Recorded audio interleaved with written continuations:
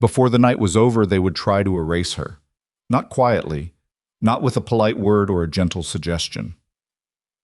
The event coordinator, a thin-lipped woman in a steel gray dress, walked straight across the ballroom floor, past 300 guests in diamond earrings and tailored jackets, and stopped directly in front of Naomi Ellison with the kind of expression people wear when they're removing something unpleasant from a table. "I need you to pack your things," she said. Her voice was low enough to seem private. Her eyes made sure half the room heard anyway. "You're not the image we're going for tonight." Naomi's hands were still dusted with powdered sugar. She had been arranging the final dessert display. 6 hours of work, 17 individual components, one centerpiece that had taken her 2 days to design. And now a woman she had never met before was telling her she didn't belong in the room she had spent the last week preparing. If you were standing in those shoes right now, powdered sugar on your hands, 300 strangers watching you decide who you are, what would you do? Before we go further, if this is the kind of story that makes you feel something, please take a second to subscribe and hit that notification bell. Stories like this one come every week, and I never want you to miss a single one. Drop a comment below and tell me what city or country you're watching from. I want to see how far this story travels. Now, let's go back to that ballroom, because what happened next changed everything. The evening had started the way all important evenings start, with a lie. Not a dramatic one, just the quiet daily kind that people in Naomi's position learn to live inside. The kind that says, if you work hard enough, if your food is good enough, if you are patient enough and careful enough and invisible enough, then the room will make space for you. Naomi Ellison had believed that lie for a long time. She was 38 years old. She had been cooking professionally since she was 19. She had trained under 2 James Beard Award nominees, built a small catering business from nothing after her first employer told her she lacked the aesthetic for a fine dining kitchen, which, in her experience, was a particular kind of language people used when they meant something else entirely. She had survived that. She had survived the bakery that lost its lease, the business partner who took the equipment and left a handwritten apology note, the 3 years of renting commercial kitchen space by the hour because she couldn't afford her own. She had survived all of it by doing one thing exceptionally well. She made people feel something when they ate her food. Not just satisfied, not just impressed. She made them feel, without being able to explain why, that someone had cared deeply about the specific moment they were in. A vanilla custard tart that somehow tasted like a Sunday morning in childhood. A dark chocolate torte with a center that broke open slowly, the way a good conversation does. A spun sugar installation that looked too beautiful to touch, until you did, and then the whole thing dissolved into something warm and brief and worth remembering. That was her gift. She had never found a polite way to say that, but she knew it was true. The Belladonna estate contract had come through a catering agency she'd worked with twice before. Upscale events, difficult clients, excellent pay. The brief said, charity gala, 500 guests, multi-course dinner, pastry finale. It also said, executive chef position under consideration for select vendors. She had read that part 4 times before she let herself feel anything about it. An executive chef position at Belladonna, a permanent contract. The kind of stability that would let her stop calculating whether she could afford new piping bags this month. She had spent 2 weeks on the menu alone. Now she was standing in the middle of the ballroom with powdered sugar on her hands, and the event coordinator's eyes moving over her like she was a piece of furniture someone had ordered by mistake. "I'm sorry," Naomi said. Not because she hadn't heard. She heard perfectly clearly. She said it the way you say it when you want someone to understand that you heard them and you need them to hear themselves. The coordinator, her name was Priscilla, Naomi had shaken her hand 3 hours ago at setup, tilted her head slightly. It was the kind of tilt that suggested patience being exercised at great personal cost. "The guests have made comments," Priscilla said, "about the presentation, the overall presentation, the dessert presentation, the general presentation of the service team." A pause. The kind of pause that was doing a lot of heavy lifting. "We want everything to feel cohesive tonight. I'm sure you understand." Naomi understood. She understood that in the 3 hours she had been in this kitchen and in and out of this ballroom, no one had said a single word about the quality of the food. She had overheard 2 women near the chocolate display, women in gowns that cost more than her monthly rent, talking about the curious choice of having that kind of person handling the centerpiece. She had chosen, at the time, to let it go. She was working. She was good at her job. She was going to finish the job. But now the job was apparently over. "Everything I've prepared is complete," Naomi said. Her voice was steady. She had worked very hard to make it steady. "The dessert service hasn't even begun." "I understand that," Priscilla said. "I'll have my team handle it from here." "Your team?" "Yes. The team that doesn't know what temperature the spun sugar will hold at, or which of the tarts have the nut-based components that need to be flagged for the allergy table." Priscilla's expression shifted in a way that suggested this was information she had not considered. "I can brief them," she said anyway. The room was listening now. That particular quality of silence that comes over a large space when people stop pretending they aren't paying attention. Naomi could feel it. 300 people in formal wear, holding champagne flutes, watching a conversation they weren't technically watching. There was a woman near the east table who had said something audible earlier. Something about how they let anyone cater these things now. Naomi had heard it and set her pastry brush down and picked it back up and kept working, because that was what you did. You kept working. You didn't give them the reaction they were reaching for because the reaction was the whole point. But this was different. This was Priscilla in front of 300 people saying, "We decided your food was worth having, but we've decided you aren't worth seeing." And something in Naomi, some specific, tired, deeply human part of her, went very quiet. Not defeated. Not that. She had been defeated before, and this wasn't that feeling. This was something older and colder, the feeling of understanding exactly what is happening to you and choosing deliberately how to respond to it. Some people call it dignity. Naomi had never used that word for it. She just thought of it as the thing that was hers no matter what room she was standing in or who was asking her to leave it. "All right," she said. That was all. No raised voice, no tears. She was 38 years old and she had not cried in a professional setting since she was 23, and she was not starting tonight. No appeal to Priscilla's better judgment because she had already measured that particular resource and found it limited. She said, "All right," and she went back to the service kitchen and she began to pack her equipment with the same methodical care she used for everything else. The other kitchen staff watched her. A young woman named Deandra, who had been hired as a server and had been sneaking tastes of Naomi's pastry cream all evening with the guilty pleasure of someone who knew they were experiencing something exceptional. Deandra stood in the doorway and looked at Naomi with something in her face that Naomi didn't want to look at directly. "That's not right," Deandra said quietly. "No," Naomi agreed. She folded a cloth carefully. "It isn't." "Are you going to say something? To someone? There's got to be someone here who—" "Deandra," Naomi looked at her. "I appreciate that. I really do. But I'm not going to fight for a room that doesn't want me in it. But your food is the best thing in this whole place." "I know that," Naomi said simply. And she did. That was the thing about knowing your own worth. Not arrogance, not bravado, just a clear and settled knowledge of what you could do. She knew what she'd made tonight. She knew what it would taste like. She knew that whoever served it would receive the credit for work she had spent 6 hours on. And she was going to pick up her equipment and walk out of here with the same composure she had walked in with, because the alternative was giving this place a piece of herself she wasn't willing to give. She zipped her final bag. She thanked Deandra.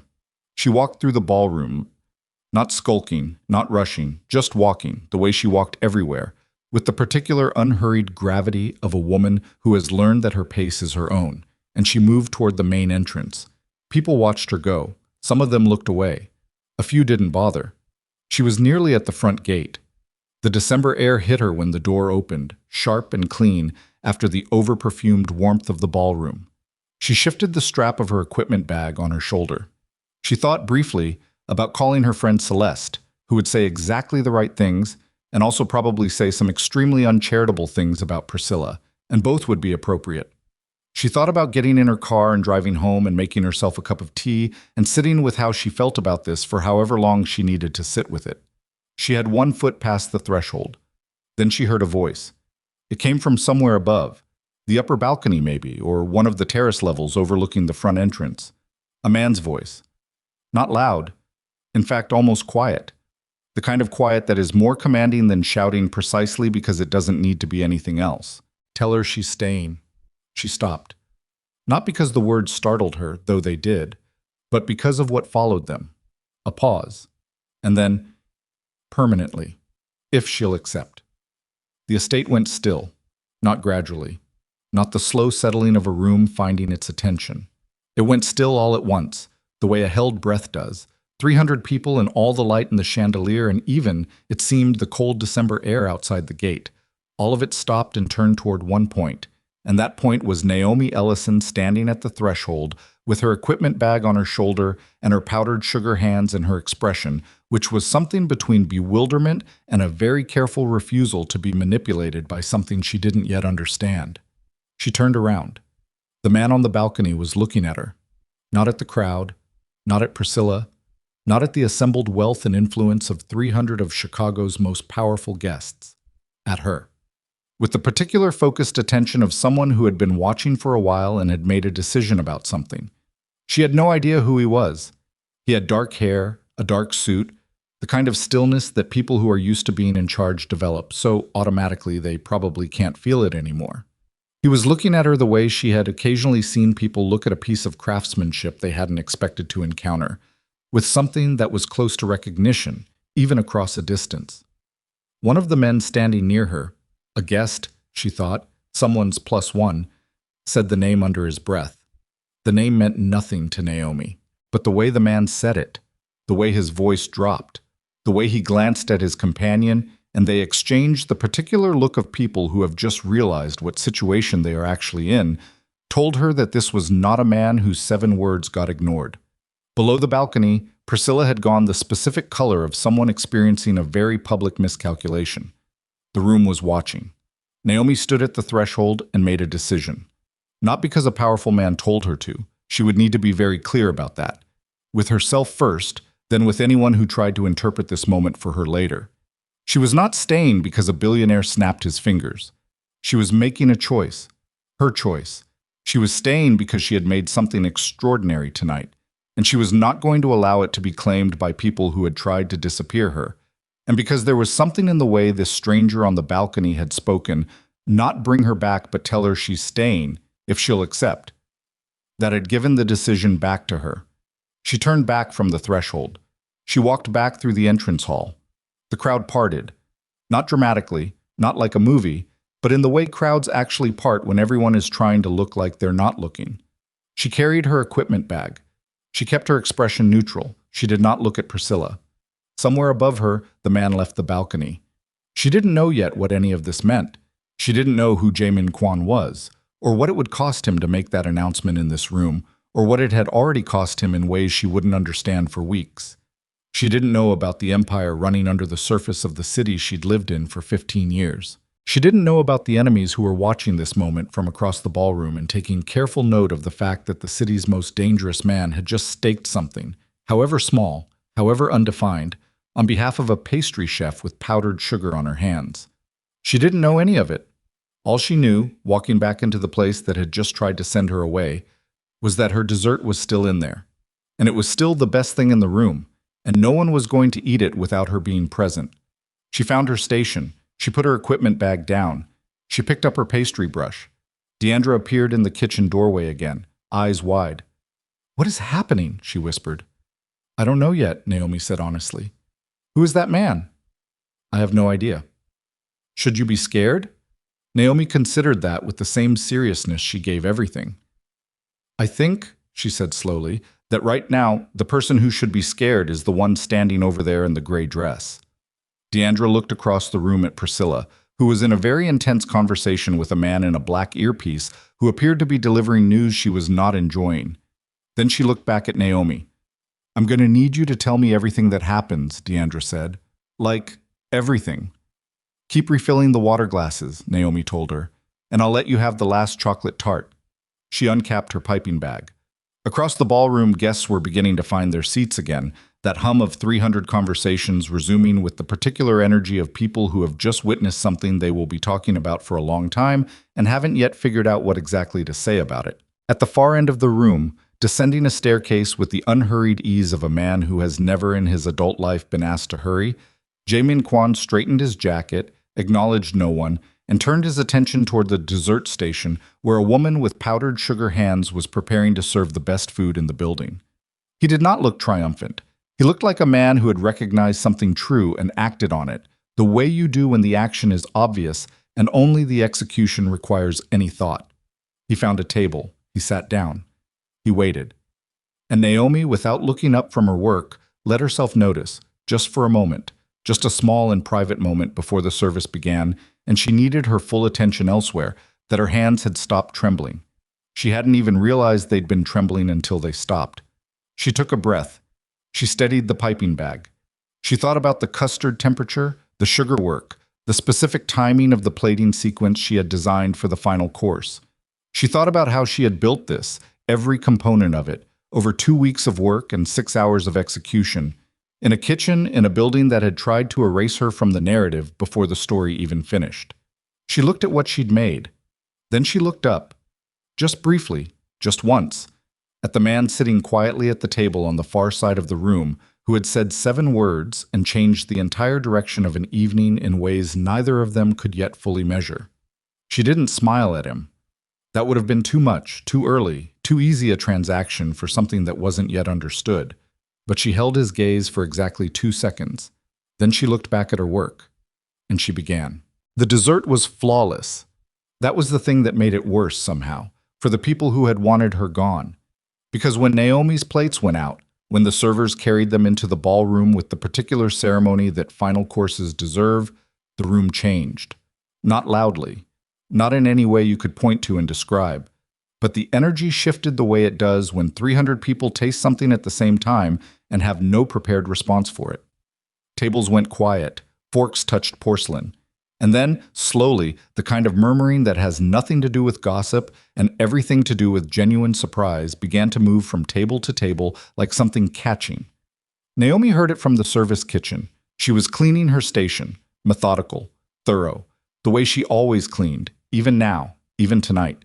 And she heard the quality of that sound change, and she allowed herself privately a single slow exhale. Deandra came back through the kitchen doors with the expression of someone who had just witnessed a very satisfying turn of events. Table 7 asked who made the tart, she said. The woman literally grabbed my arm. What did you tell her? I told her the executive pastry chef. Deandra paused deliberately. Naomi Ellison. Naomi looked at her. Was that okay? Deandra asked, though she clearly already knew the answer. That was exactly okay, Naomi said. She went back to cleaning. Her hands were steadier now than they had been all evening. That particular post-adrenaline steadiness that comes after you have survived something and your body is deciding whether to crash or recalibrate. She was recalibrating. She was choosing to recalibrate. Across the ballroom, she was aware, without looking, without allowing herself to make it obvious that she was aware, that Jaemin Kwan was still at his table. She had seen him in her peripheral vision twice since the service began. Both times he had been watching the room rather than eating, with the particular vigilance of a man who is always reading a room for something the room doesn't know it's telling him. She did not know what to do with him yet. That was the honest truth. She had spent the last 40 minutes trying to feel correctly about a man she knew nothing about, who had, for reasons she couldn't yet identify, intervened in the worst professional moment of her year. People did not do that. Not in her experience, particularly not men in hand-tailored suits at charity galas who had clearly attended as guests rather than workers and who had the kind of quiet authority that the other guests responded to with something that looked distinctly like caution. She was grateful. She was also deeply uncertain about the shape of that gratitude and what, if anything, it was going to require from her. She had learned a long time ago that things that looked like gifts had weights you didn't always feel until you tried to carry them. She was still thinking about this when the kitchen door opened and Priscilla walked in. Naomi set down her cloth. The two women looked at each other across the length of the service kitchen. It was a long look. It contained a great deal. The response to the dessert course has been exceptional, Priscilla said. Her voice had the flat, controlled quality of someone performing composure they do not currently feel. Several guests have asked to compliment the chef personally. Naomi waited. I wanted to let you know, Priscilla continued, that the position is still very much under consideration. Tonight's performance has been— Don't, Naomi said. Priscilla blinked. I beg your pardon? I said don't. Naomi's voice was still quiet, still entirely controlled. Don't stand in my kitchen and tell me tonight's performance has been impressive. Don't talk to me about the position being under consideration. She picked up her cloth again, folded it with precise movements, set it down. You walked across a room full of people to tell me to leave because of how I look. That happened. It happened in front of 300 guests. And now you're standing here because someone at a table out there has more authority than you, and you want to renegotiate, and I'm supposed to be professional about it. Priscilla's jaw tightened. I understand you're upset. I'm not upset, Naomi said, and meant it. Upset is what I was when I was walking toward that gate. Right now, I'm just very clear. She met Priscilla's eyes steadily. I finished the job because that's who I am, not because of whoever is sitting at that table out there, not because I needed to prove anything to anyone in this building, because I made a commitment and I keep my commitments. A pause. Now I'm going to finish cleaning my station, and I'm going to collect my team, and I'm going to go home. And you are going to think very carefully tonight about what you actually said to me and why you said it. Priscilla opened her mouth, closed it, left. Deandra, who had been standing very still near the far counter, exhaled audibly. That was, she started. Go check the water levels at the remaining tables, Naomi told her. Please. The kitchen went quiet again. Naomi stood alone with her station and her thoughts, and the particular exhaustion that has nothing to do with physical tiredness. She was tired in a way that lived behind her sternum, in the place where you store all the times you've had to be composed, when composure was the hardest possible thing to maintain. She was tired of being composed. She was tired of turning the other cheek, not because she believed in it, but because the alternative, losing control, giving these particular people the spectacle of her breaking, felt like a worse loss than anything they could take from her. She picked up her bag. She was heading toward the kitchen exit, the service exit, the one that led around the side of the building rather than back through the ballroom, when she heard footsteps that didn't belong to kitchen staff. She turned. Jaemin Kwan was standing in the service kitchen doorway. Up close, he was a different proposition than he had been from across the room. Not in any way she could easily quantify. He was perhaps 40, 42. It was difficult to tell precisely. He had the kind of face that had been interesting longer than it had been handsome, though it was still both. He was not tall in the way people described it when they meant physically imposing. He was tall in the way that some people carry themselves, as though the space they occupy has edges, and they are perfectly aware of every one of them. He did not smile at her. She appreciated that more than she would have expected. I wanted to apologize, he said. She stared at him. You wanted to, for the situation, not for what I said. He was watching her with the careful attention she'd noticed earlier. What I said, I meant. But I should have come down sooner. I saw what was happening from the balcony, and I waited too long. Naomi looked at him for a moment. Why did you do it? Because what happened to you was wrong. People see wrong things happen all the time, I know. So why? Because I was watching you, he said simply. Not the room, not the event. You. From the time you started the final display arrangement. He paused. The kind of pause that suggested he was choosing his words not for effect, but for accuracy. You worked for 6 hours in a building full of people who were making it clear they found you inconvenient, and not once did you give them anything they could use against you. Not once did you let them make you small. He stopped. That's not a small thing. I've been in rooms like this my entire life. I've never seen anyone do it better. The kitchen was very quiet. Naomi became aware that she was gripping the strap of her equipment bag with enough force that her fingers were starting to ache. She loosened her grip. That's a lot to observe about a stranger, she said. I pay attention to people, he said. It's a professional habit. What's your profession? Something moved in his face. Not dishonesty. She was good at reading dishonesty, had been burned by it enough times to calibrate carefully. More like the recognition of a boundary he was accustomed to managing. Investments, he said. Various interests. That's vague. It is, he agreed. What's your next job? The shift was abrupt enough that she blinked. I'm sorry? After tonight. What are you cooking next? She shook her head slightly. I have a bakery. My own. It's small. We've had some supply issues recently, but... She stopped. She had no idea why she was telling him this. She was tired. Why? I hold private dinners at my estate, he said. Once a month, sometimes twice. Small groups. People I actually want to feed well. He reached into his jacket and produced a card. Thick paper, minimal, a name and a number and nothing else. If you're interested. She did not take it immediately. She looked at it, then at him. I don't know who you are, she said. Jaemin Kwan. That doesn't help me. No, he said. I don't suppose it would. He held the card out with the same easy patience he seemed to have for everything. You don't have to decide tonight. You don't have to decide at all. She took it. Not because she had decided, because she thought it was possible that the decision could be made at a distance, when she was home and rested and capable of thinking clearly about what this man was, and what this offer was, and what any of it might actually mean. Thank you, she said, for earlier. He nodded once. She walked past him through the service exit into the cold Chicago night and did not look back. She should have known then that not looking back was going to be an option she only had for so long. The supply problems at the bakery were not new.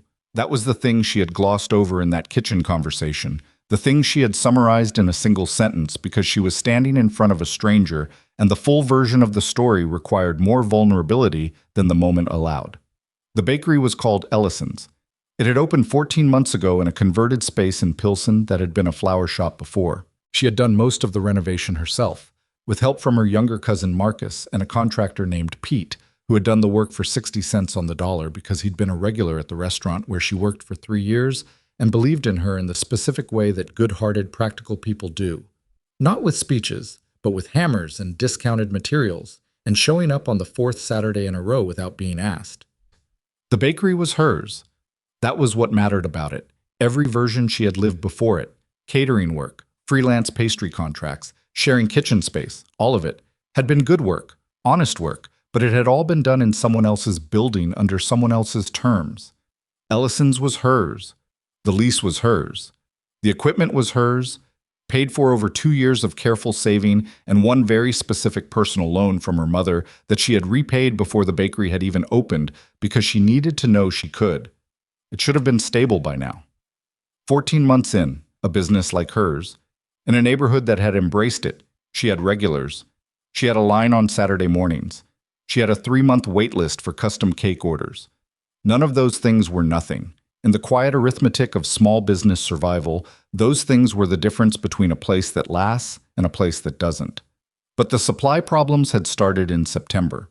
First, her flour distributor, a company she had used for 2 years without a single issue, had abruptly terminated her contract, no stated reason. They were restructuring their client list, the representative told her over the phone, in a voice that said he had been coached on what to say and nothing else. She had found a replacement within a week. Good supplier, slightly more expensive, but the quality was comparable. Then 2 weeks later, the city sent an inspector she had never seen before. He cited 3 violations, minor ones, the kind that most commercial kitchens accumulate through ordinary use, the kind that typically generated a compliance notice and a follow-up visit, not an immediate suspension order. The suspension order arrived anyway. She had spent 11 days closed while her lawyer negotiated the appeal, 11 days of lost revenue and ruined custom orders, and customers who found other options and didn't necessarily come back. Then her refrigeration unit failed in November. The repair company that had serviced it for a year told her they were no longer servicing her area. The second company quoted her a number that was, she was fairly certain, not a coincidence. She paid it because the alternative was losing everything in the cases, and she could not afford to lose product on top of everything else. She told herself it was a run of bad luck. She told Marcus it was a run of bad luck. She told herself that again after the Belladonna job, in her apartment at 1 in the morning, sitting on her kitchen floor with a cup of tea, she hadn't touched because it had gone cold while she was staring at the ceiling and not sleeping. Her phone was on the floor beside her. Jaemin Kwan's card was next to her phone. She had put it there mostly because she didn't know where else to put it. She called Celeste, who answered on the second ring because Celeste slept with her phone on the pillow like a person with a functional relationship with personal boundaries, which she would be the first to admit she did not possess. Talk, Celeste said. Naomi talked. She told her the whole thing, the Belladonna event, Priscilla, the ballroom, the gate, the 7 words from the balcony, the kitchen conversation, the card. There was a long silence on the other end. A mafia boss, Celeste said. Naomi stopped. What? I looked him up while you were talking, Celeste said. Jae-min Kwon. He's all over the business pages, tech investments, real estate, some import-export, but there's… A pause. There's a lot that isn't in the business pages. Naomi looked at the card on her kitchen floor. How much that isn't in the business pages, she said carefully. The kind that people type in forms and never with their full name attached, Celeste said. The kind where you read it and then you look around your apartment to make sure the windows are locked. Another pause. Naomi. I know. You took his card. I was tired and he was kind to me and I took the card. He's not kind, or… Celeste made a frustrated sound. He might genuinely be kind, but kindness is not the primary thing the internet associates with that man. Naomi sat with that. On her kitchen floor at 1 in the morning, with cold tea and a business card, and the particular hollow feeling of an evening that had been too many things at once. He said what was done to me was wrong. It was. And he did something about it. He did. Who else in that room did anything? Celeste was quiet for a moment. That's not a reason to call the number. I know, Naomi said. I'm not calling it tonight. She didn't call it that night, or the next night.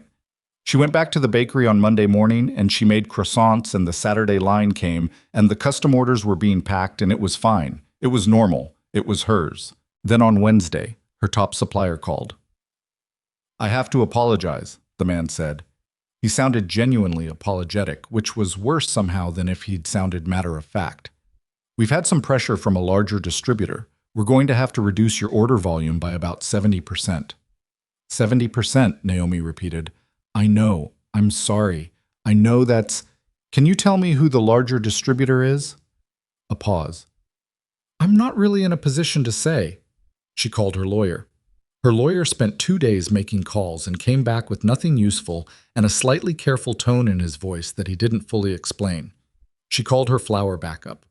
The flour backup, the slightly more expensive one she'd found in September, told her they were renegotiating their city contracts and couldn't commit to her current volume. She sat in her office in the back of the bakery with the door closed and her hands flat on the desk and worked through the numbers. The numbers were not impossible yet. They were close to impossible. They were in the neighborhood of impossible and moving in that direction with intent. She was still sitting there when Marcus knocked. There's someone out front, he said through the door. Asking for you by name. Nice suit. A beat. Like, really nice suit. She looked up. Marcus opened the door a little wider. He's got a car outside that costs more than this building, he added, just so you have the full picture. She stood up. She walked out of her office through the kitchen, past the racks of cooling pastries and the proofing drawers and the display case that she had cleaned with her own hands every morning for 14 months, and into the front of the bakery where the morning light came through the windows she had repainted herself, and where Jae-min Kwon was standing at the counter with his hands in his pockets, looking at the croissants. You didn't call, he said. I was thinking about it. I know. He looked up from the croissants. I have a contact who does business with your flour supplier. The room went very still. And how, Naomi said slowly, would you know that's a problem? He held her gaze without any visible discomfort. Because I know whose hand is on the scale, he said, and I've been watching what's been happening to your business for the last 3 weeks, and it isn't bad luck. He paused. It's Victor Langford. She knew the name. Everyone in Chicago who paid any attention to the overlap between money and politics knew the name. Victor Langford, real estate, media interests, 3 generations of accumulated influence in a city that ran on accumulated influence. She had seen him at the Belladonna Gala, briefly, a man in his early 60s with the kind of permanent satisfaction in his face that came from never having seriously needed anything. Victor Langford, she said, is targeting my bakery. He's been targeting it since the Belladonna event, Jae-min said, since I made it known that you were under my protection. The cold of that phrasing landed on her like something physical. I didn't ask to be under your protection, she said. No, he agreed. You didn't, and I'm aware that's a problem. He said it without defensive inflection, without the kind of softening that would have made it easier to dismiss. Just straight acknowledgement, the way you only say things when you've already thought them through all the way. Langford and I have history. When I intervened at the gala, he saw it as a statement. He went after the easiest target to send one back. So my bakery is collateral in something that has nothing to do with me. Yes. Naomi looked at him for a long moment. Behind her, she heard Marcus shift slightly in the kitchen doorway, doing the thing he did when he was paying close attention and trying not to look like he was paying close attention. What kind of history? She asked. The kind that's been building for years, Jamin said. The kind that was going to reach a point one way or another, and apparently the point is now. He paused. I'm not going to tell you everything tonight. That wouldn't be honest. There are things you're better off not knowing yet. But I'm telling you this, what's happening to your business will stop. And I won't pretend I can promise that without it costing you something. What does it cost me? He reached into his jacket. Not a card this time, a folder. He set it on the counter between them, next to the croissants, which struck her as a deeply absurd visual that she would probably think about later. I need a chef for my private dinners. I need someone who isn't on any of my usual payroll, who comes in from the outside, who brings something real to those evenings. He looked at her steadily. I also need someone who is very good at being in rooms with difficult people and not giving them what they're reaching for. You've already demonstrated you can do that better than anyone I've met in a long time. So you need me professionally, she said. Yes. And in exchange, Victor Langford stopped strangling my supply chain. Yes. And that's all. Something shifted in his expression. That's the offer. What you do with it, and what happens between us outside of it, isn't something I'm going to negotiate in advance. He picked his folder back up. I'm not buying your loyalty, and I'm not buying your trust. Those would be worth nothing if I did. He tucked the folder under his arm. I'm asking if you'd like to cook for people who deserve to eat well. The rest of it, whatever else this is, I think we're both grown enough to figure out as we go. Marcus made a small sound in the kitchen that was clearly not a cough. Naomi looked at the croissants on the counter. She had made them at 5 this morning, in the dark and the quiet, the way she made everything, with complete attention and no audience. She looked at the man standing across from her, who had offered her something that was equal parts lifeline and complication, and who had been honest enough about the complication that she was now in the position of having to be equally honest about what she was going to do with it. She thought about the numbers on the desk in her office. She thought about Marcus, who had been working here for 14 months at a salary she kept apologizing wasn't higher. She thought about what Celeste had said, and about the windows, and about the forums where people talked about Jamin Kwan without using their names. She thought about Victor Langford, who had looked at her across a ballroom and decided that dismantling her life was an appropriate response to someone he had never spoken to. I'll do the private dinners, she said. Jamin nodded once. But I want to be clear about something, she continued. I'm not doing this because I'm scared of what happens if I don't. I'm doing it because feeding people is what I do. And because you've been straight with me, which is more than I can say for almost everyone else I've talked to in the last 3 weeks. She looked at him. The moment you stop being straight with me, I'm done. I don't care what's at stake. I'm done. Understood, he said. I mean it. I believe you, he said. And something in the way he said it, no condescension, no reassurance, just a flat and apparently genuine acceptance of the terms, told her that this was a man who had been lied to enough times to know what it felt like when someone meant what they said. He turned toward the door. Thursday evening, he said, 7 o'clock. I'll send the address. I know how to find addresses. The corner of his mouth moved slightly. 8 guests, he said. At least 2 of them are going to be difficult. He paused at the door. I thought you should know that in advance. Every room I've ever cooked in has had difficult people in it, she said. Not like these, he said quietly. He left. Marcus appeared immediately in the kitchen doorway with the expression of someone who had been physically restraining themselves from speaking for the past 5 minutes. So, he said, do we need to talk about what just happened, or? We need to call the supply back up in Evanston, Naomi said. The one we haven't tried yet. That's not what I was going to... And recheck the Thursday custom order timeline, because I'm going to need that afternoon free. Marcus looked at her. He had known her long enough to know when she was processing something by moving through the tasks that surrounded it. I was also 26 years old and possessed of the particular energy of someone who found dramatic developments genuinely exciting rather than exhausting. He's scary, Marcus said. Yes, Naomi agreed, but like, interestingly scary. Not Marcus. Right. He disappeared back into the kitchen. A moment later, the Evanston supplier is going to want a minimum weekly order to, whatever the minimum is, we'll meet it. Okay. A beat. Are you scared? She stood alone in the front of her bakery in the morning light, with the croissants and the display case she cleaned every day and the lease she had signed with her own hand. Not of the right things, she said. Not yet. She went back to work. She did not know, could not have known, standing in that quiet morning bakery with Marcus pulling flour sacks in the kitchen behind her, that Victor Langford had been sitting in an office 3 miles north of her for the last 40 minutes, looking at a photograph taken outside the Belladonna Estate Service exit of Jae-min Kwan standing in a doorway and a pastry chef walking past him into the December night. She did not know that the man sitting across from Victor in that office was a private investigator who had been on Jae-min's trail for 18 months and had run out of useful angles until, quite suddenly, this week, a new one had appeared. She did not know what Victor Langford said when he looked at that photograph. She did not know what his voice sounded like when the calculation behind his eyes finally completed itself, and he understood that the pastry chef with powdered sugar on her hands was no longer a minor inconvenience or a point scored in a long rivalry. She had become something much more specific. She had become the one thing that the most feared man in Chicago had not bothered to protect, because he had not yet understood that he needed to. The one angle, the one approach, the one human being who could be used to get to Jae-min Kwan through a door he'd forgotten to lock. Victor Langford looked at the photograph, and he smiled the way people smile when they realize the game has changed in their favor without the other player knowing the board just shifted beneath their feet. The Thursday dinner went well. That was the simple version of it.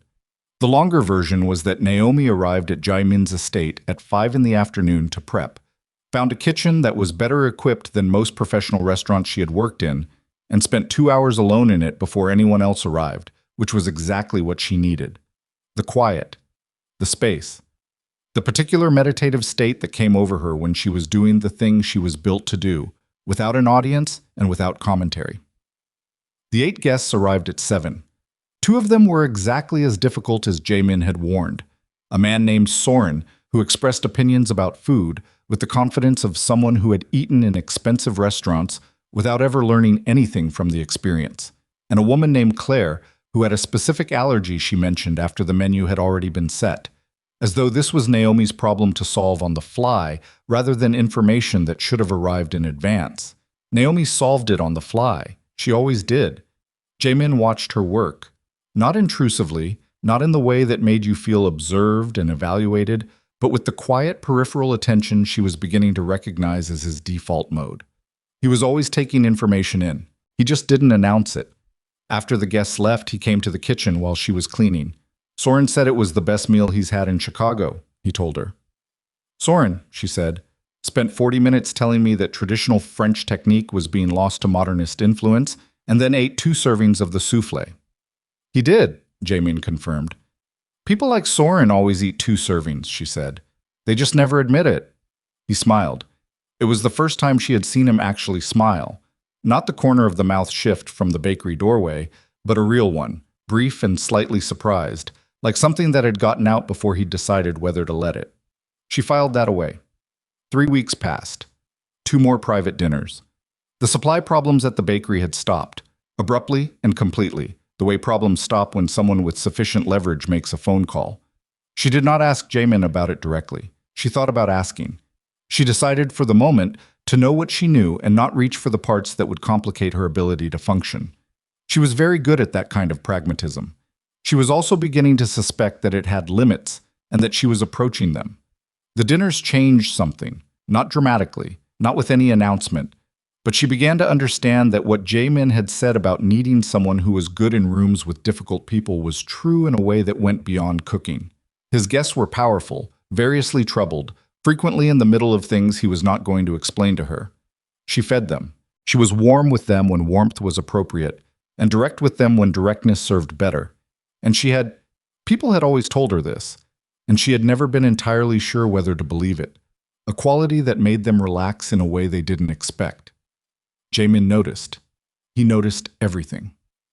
One evening in late January, the guests had gone and they were sitting in his kitchen, not the formal dining room, the actual kitchen, because she had started staying later than the job strictly required, and they had both chosen not to examine this, with tea she had made and the particular comfortable silence of two people who have spent enough time in the same space to stop performing in it.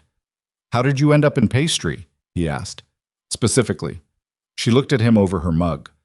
"Why specifically pastry?" "Because you could cook anything. You know that. I've watched you work. Pastry is the most technically demanding and the least forgiving. Most people who have what you have go savory because it gives you more room." "My grandmother," she said. "She made a sweet potato pie every Thanksgiving that I spent about 12 years trying to reverse engineer." She paused. "I never got it exactly right. I got close. But there was something in hers, some specific thing, that I could never fully identify, and I never stopped trying to." He was quiet for a moment. "Did she tell you what it was?" "She said she'd never measured it," Naomi said, "that it was different every year depending on how the season had been." "That's not a recipe." "No," she agreed. "It's a philosophy." She wrapped both hands around her mug. "I think that's why I stayed in pastry, because the gap between the technical execution and the thing that actually makes someone feel something, that gap is where the work is, and I'm not done with the work."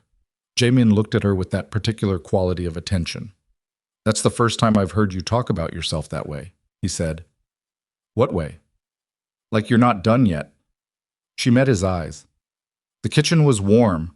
Outside, Chicago in January was doing what Chicago in January does, which is to say it was aggressively uninhabitable and completely indifferent to this. "I'm not done yet," she said.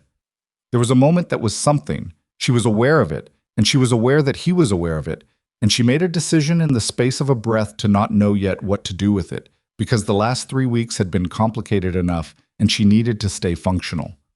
Her phone rang. It was Marcus. She excused herself, stepped into the hallway, answered. "Something happened at the bakery," Marcus said. His voice was wrong. She knew his voice well enough to know when it was wrong. "What happened?"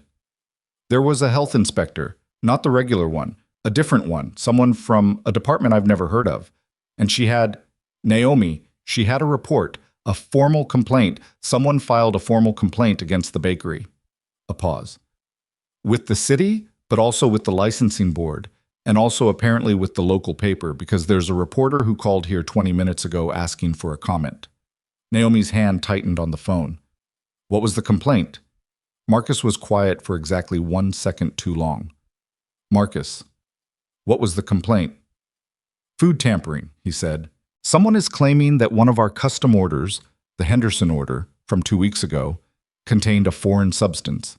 They're claiming their kid got sick, and they're claiming it was the cake." The hallway was very still. "That's not possible," Naomi said. Her voice came out flat and certain because it was flat and certain. "I made that cake myself. I know exactly what went into it. I know where every component came from." "I know," Marcus said. "I know that.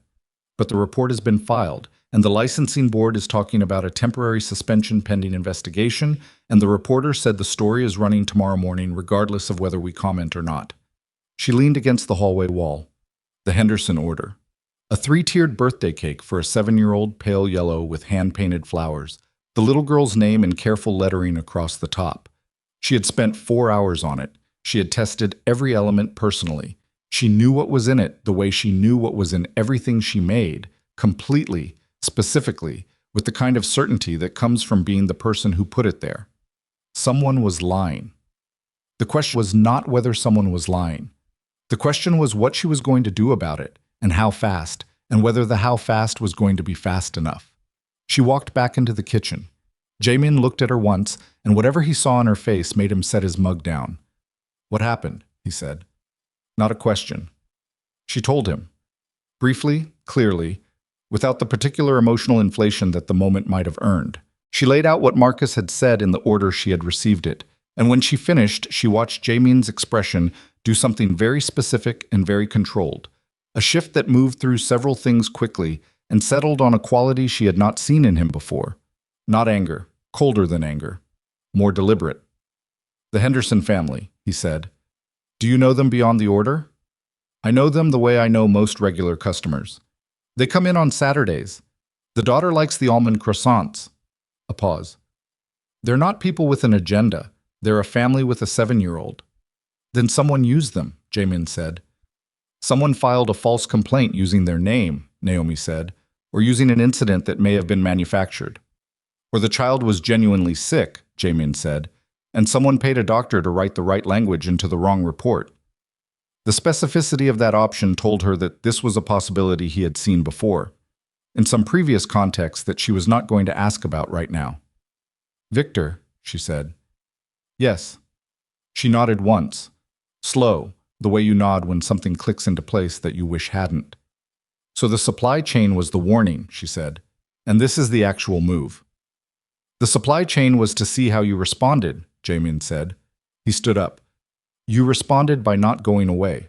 So now he's trying something that doesn't give you the option. A public accusation of food tampering, she said, to a newspaper, about a child. Yes.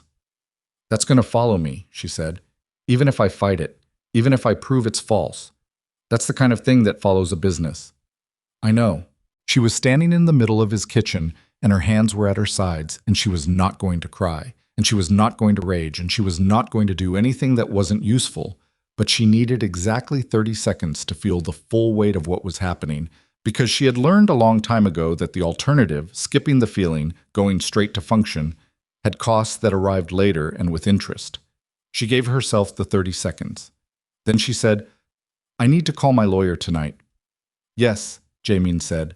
I'm also going to make some calls. I want to know what kind. He looked at her steadily. This was one of those moments. She could feel the edge of it, where he was deciding how much to show her, and she held his gaze and did not look away, because she needed him to understand that the terms she had set at the bakery counter still applied. The kind that will let me know by morning what Victor filed, where he filed it, and who he paid to make the Henderson report look credible, he said. And then? And then we know what we're actually dealing with, he said, instead of just the shape of it. She called her lawyer from his driveway, standing in the January cold because she needed the air. Her lawyer, to his credit, answered immediately, and spent 45 minutes on the phone being useful in the specific way good lawyers are useful. Not reassuring, not panicking, just methodical and thorough and already thinking 3 steps ahead while she was still standing in the present moment of the thing. She drove home. She did not sleep. By 6 in the morning, she had read the article 3 times. It ran in a mid-level Chicago news site with a circulation that was technically modest and a social media footprint that was not modest at all. The headline was careful.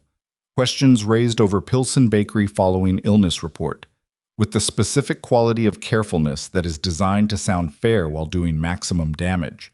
It mentioned the Henderson family. It mentioned the licensing board complaint. It quoted an anonymous source who had concerns about sanitation standards.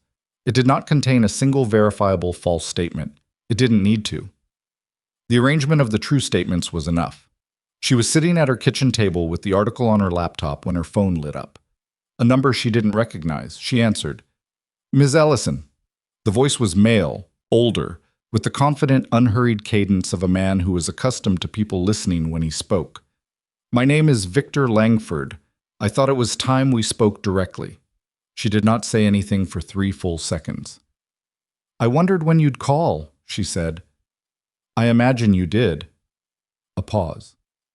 I want you to know that I take no particular pleasure in this. You'll forgive me, she said, if I find that difficult to believe. You can believe what you like, he said. I'm calling because I'd like to offer you a solution. You want me to stop working with Jaemin? I want you to understand the nature of what you're involved in, he said. I don't think you do. I think you see a man who defended you at a social event and has offered you interesting work and appears to be, in your experience of him, a decent person. He paused. I'm asking you to consider that what you see and what is true may not be the same thing. And you're the one who's going to tell me the truth. I can show you things, he said. Documents, records, the kind of information about Jaemin Kwan's actual operations that I suspect no one has thought to share with you. His voice was level, reasonable, the voice of a man presenting an argument he was confident in. In exchange, you walk away from the private dinners. You don't speak to him again, and the report with the licensing board disappears by end of business today. Naomi looked at the article on her laptop. She thought about the Henderson girl who liked almond croissants, whose birthday cake she had spent 4 hours making with her whole attention and her entire integrity. She thought about what Jai-min had said. At the moment you stop being straight with me, I'm done. She thought about what she had said back. Send me the documents, she said. A beat of surprise on his end quickly recovered. I'll need your assurance that… Send me the documents, she said again. If what you're showing me is true, I'll make my own decision about what to do with it. I'm not making any agreements over the phone with someone who just poisoned my professional reputation to get my attention. A pause. Fair enough, Victor said, carefully. You'll have them within the hour. He hung up. She sat with her phone in her hand and the cold morning light coming through her kitchen window and the very specific feeling of a person who is standing on ground that used to be solid and is no longer certain what it is. The documents arrived 47 minutes later. A courier, actual paper, which told her something about Victor's relationship to digital records and what could be done with them. She opened the envelope at her kitchen table. She read for a long time. Some of it she had anticipated. The scope of Jai-min's actual operations, the enterprises that ran below the business page version of him, was larger than what Celeste's forum research had suggested, and more specific, and documented in a way that was either genuine investigative work or a very sophisticated fabrication. She could not immediately tell which. That was the point, she suspected. But there was one document that she had not anticipated. A property record. A commercial lease, 18 months old. The lessee was a holding company, 3 levels of corporate structure removed from anything obvious. The property was a commercial kitchen space in Bridgeport, available for hourly rental. She recognized the address. She recognized it because she had rented time in that kitchen for 8 months before the bakery opened. It had been the only space in her price range, and she had used it 6 days a week, and it had been the place where she had developed half the recipes that were currently on Ellison's menu. The holding company. She turned the pages with hands that had gone slightly numb and followed the corporate structure through 2 subsidiary companies to a parent entity registered in Delaware. The parent entity was controlled by a man whose name appeared in several of the other documents in the envelope as a business partner, an associate, a source of significant capital investment. The man's name was not Jae-min Kwon, but the next document, a financial transfer record, 18 months old, showed a payment from one of Jae-min's legitimate holding companies to the parent entity in an amount that was difficult to interpret as anything other than what it looked like. She sat very still. The kitchen space in Bridgeport, the one she had found through an ad on an industry board, the one she had been so relieved to find because it was affordable and available immediately, the one where she had built the foundations of her bakery while saving money for the real thing. She turned to the last document in the envelope. It was a surveillance photograph. Timestamp 18 months old. It showed the exterior of the Bridgeport kitchen space on a Tuesday morning. It showed a car parked across the street that she recognized now as belonging to a man who worked for Jai-min.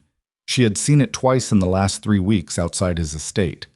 Someone had been watching her for 18 months. Not Victor. Not a threat. Jae-min. She put the documents down on the table. She put them down carefully, the way you put things down when your hands are not entirely trustworthy, and she sat with what she had just read, and she thought about the timeline. 18 months. Before the Belladonna Gala. Before the private dinners. Before any of it. She thought about the conversation in the bakery where he'd said he knew about her supply problems. She thought about how specifically he had known, how quickly, and she had told herself it was because he was plugged into the city in ways she didn't understand yet. She thought about the moment at Belladonna, I was watching you from the balcony, and how she had interpreted that as the observation of an evening, of a single event, and not as the possible end of a much longer observation she had not known was happening. She picked up her phone. She called his number. He answered on the second ring. Good morning? And then a beat later, hearing something in her silence. What's wrong? I need you to come here, she said. Her voice was very steady. Now. What happened? Victor called me. A pause. Are you? I'm fine. I need you to come here and I need you to bring the truth about the Bridgeport kitchen space. And I need you to have it ready before you knock on my door, because I'm going to ask you about it once. And whatever you tell me is going to determine everything that happens next between us. The silence on his end was 3 seconds long. She counted them. "I'll be there in 20 minutes," he said. "I was there in 17. She opened the door and stood aside, and he came in, and she closed it, and they stood in her kitchen with the documents on the table between them, and his face doing the thing it did when he had already decided to tell the truth about something difficult and was organizing how. "How long?" she said. 18 months, he said. The word landed the way she had known it would. "Why?" He didn't look away. She had to give him that. "Because I first heard about you through a mutual contact 18 months ago. Someone who'd tasted your work and described it in a way that made me want to understand what you were building." He paused. "I had someone look into the catering space situation. I knew you needed affordable kitchen access. I made sure the Bridgeport space was available and at a price you could afford. You subsidized my kitchen space." "Yes." "Without telling me." "Yes." "For 18 months." "Yes." She looked at him. She felt something moving through her that was complex enough that she couldn't name it cleanly. It wasn't rage, though rage was in there somewhere, and it wasn't betrayal in the simple sense, though that was in there too. It was something that had to do with the specific violation of having believed you were building something entirely on your own terms and discovering that someone had been quietly adjusting the conditions in ways you hadn't consented to. "You took the choice away from me," she said. "Whatever you intended, that's what you did. You made decisions about my life without my knowledge, and then you stood in my bakery and talked to me about being straight with each other." "I know," he said. "Don't tell me you know," she said. "Don't give me 'I know' right now, because 'I know' is the thing people say when they want credit for understanding the problem without doing the work of explaining themselves." He took that. He didn't flinch, didn't deflect. He stood in her kitchen, and he took it. "I didn't approach you at Belladonna because of the gala," he said. "I was there because I wanted to see your work in person. I had been watching your business develop from a distance, and I wanted to know if what I'd been told was true." He paused. "What happened with Priscilla?" "I didn't plan for that. What I said from the balcony, I said because I meant it. Not because it was the next step in something, because it was wrong, and I was the only person in that building who was going to do anything about it." "And the private dinners?" "Genuine," he said. "Everything since the gala has been genuine." "How am I supposed to know that," she said, "when you started with a lie?" "You can't verify it," he said. "I know that. I'm not asking you to take it on faith. I know what faith costs people who've been given reasons not to trust it." He looked at her steadily. "I'm telling you what's true and letting you do whatever you need to do with it." She turned away from him. She stood at her kitchen window and looked at the January street and breathed carefully. He had helped her. He had done it without permission and without disclosure. And he had done it in a way that compromised her ability to trust anything that had happened since. That was true. He had also stood on a balcony and said 7 words that had given her back a night that should have been the worst professional experience of her year. He had told her about Victor when he didn't have to. He had been straight with her about everything except this one thing, and this one thing was the foundation. Victor Langford had the licensing complaint and the newspaper story and the Henderson report. By end of business today, the complaint would disappear. If she walked away from Jaimin, her bakery would survive. Marcus would keep his job. The supply chain would stay intact. Victor's machinery would stop. All she had to do was let someone else make this decision for her. She turned back. "Victor called me with a deal," she said. Something shifted in Jaimin's face, quickly. "He wants me to walk away from you," she said. "The complaint disappears by tonight if I do." A silence. "And?" Jaimin said. "And I need you to tell me," she said, "what happens to my bakery if I don't? Not what you'll do to protect it, what Victor will actually do to it if I stay. Because if you know his operations the way I think you do, you know the answer, and I need the real one." He was quiet for 4 seconds. "He'll finish it," Jaimin said. "Not immediately. He'll be patient because he can afford to be. The complaint will escalate. The newspaper story will be followed by 2 more, progressively more specific. He has a contact at the licensing board who can slow the investigation long enough that the uncertainty alone drives your regular customers away." He paused. "He won't destroy it in a week. He'll do it over 6 months, and by the time it's gone, the cause of death will look like natural market forces." She nodded, slowly, the particular nod of someone receiving information they had already half known and needed confirmed. So I can walk away from you and save the bakery, she said.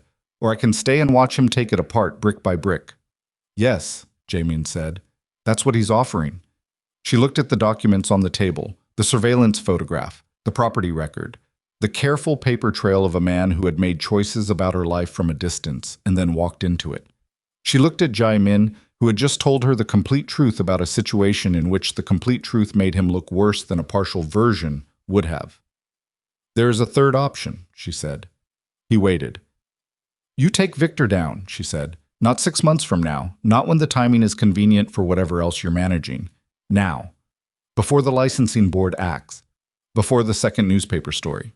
She held his gaze. You told me in my bakery that this was heading toward a point. I'm saying the point is now. And I'm not walking away. And I'm not letting him dismantle what I built. And I'm not making a deal with a man who tampered with a child's birthday cake report to get my attention. The room was very still. If I do that, Jamin said carefully, Victor stops pulling punches. Everything he has been willing to do to your business so far has been measured, calculated. If I move against him directly, he will escalate in ways that put you in physical danger. I know, she said. Naomi, I know, she said again, and her voice was steady, and her hands were steady, and she meant it. I've spent my whole life having people decide that I'm not equipped for the rooms I'm standing in. I'm done letting that be their call. She looked at him. Tell me what you need from me. Jamin looked at her for a long moment, the kind of look that was taking a full measurement of something, because the decision that followed it was going to be built on whatever he found. I need you at the Belladonna Winter Gala, he said. Next Saturday. Victor will be there. Half his financial network will be there. He paused. And I need you to make the dessert. She stared at him. You want me to cook, she said. I want you to be in that room, he said, doing exactly what you do, visible, unafraid. Because Victor's entire strategy depends on you being a liability, I'll sacrifice to protect myself. If you walk into that room and you cook the best meal those people have ever eaten, and you do it without flinching. He stopped. He won't expect that. He's been planning for a woman who can be frightened into disappearing. He hasn't planned for you. She thought about Belladonna, the marble floors and the chandelier light, and Priscilla's gray dress, and the powdered sugar on her hands and the gate she had almost walked through. She thought about what it had felt like to turn back around. One condition, she said. Name it. When this is over, she said, you tell me everything, every version of the truth you've been managing, all of it. She held his gaze. Because I can work with complicated. I cannot work with hidden. He held her gaze for a beat that felt longer than it was. Everything, he said. She picked up the documents from the table, tapped them into a neat stack, and handed them back to him. Then we have a week, she said. The week before the gala was the quietest and most dangerous week of Naomi's life, and she spent most of it cooking. Not because cooking was the plan. Cooking was how she thought. Always had been. When she was 9 years old and her parents were in the middle of the kind of argument that makes a house feel smaller than it is, she had gone to the kitchen and made biscuits. Not because anyone needed biscuits, but because the act of measuring and mixing and waiting for something to rise gave her hands something to do while her mind worked through the things her hands couldn't fix. She had been doing the same thing ever since. The specific therapy of production. She developed the Belladonna menu over 4 days.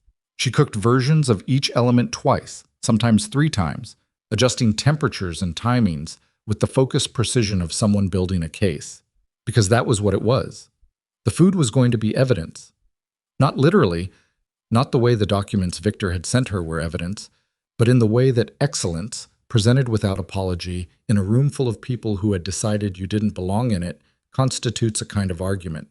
She had made that argument once before in this building. She intended to make it conclusively.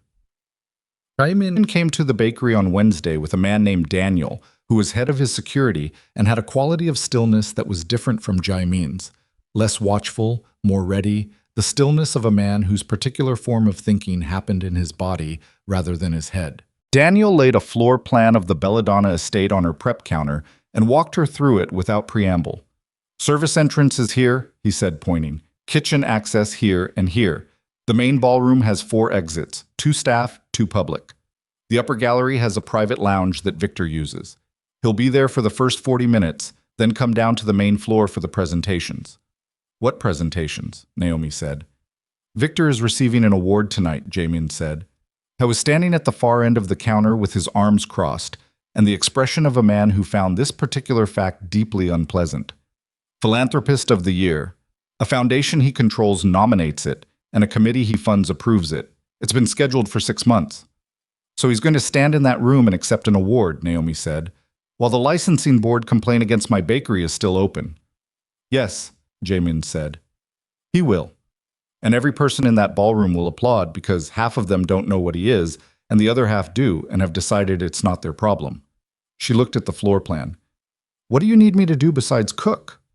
Daniel and Jamin exchanged a look. Victor's people are going to be watching you, Daniel said. Not subtly. He knows you're doing the catering. He arranged it. He pulled the original caterer 3 days ago and made sure the contract came to you because he wants you in that building on his terms. She absorbed that. He invited me into the room. He thinks you'll be easier to manage in a space he controls, Jamin said.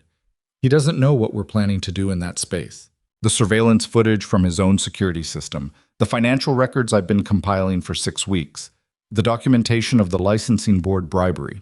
All of it goes to the federal contacts tonight, but timing matters.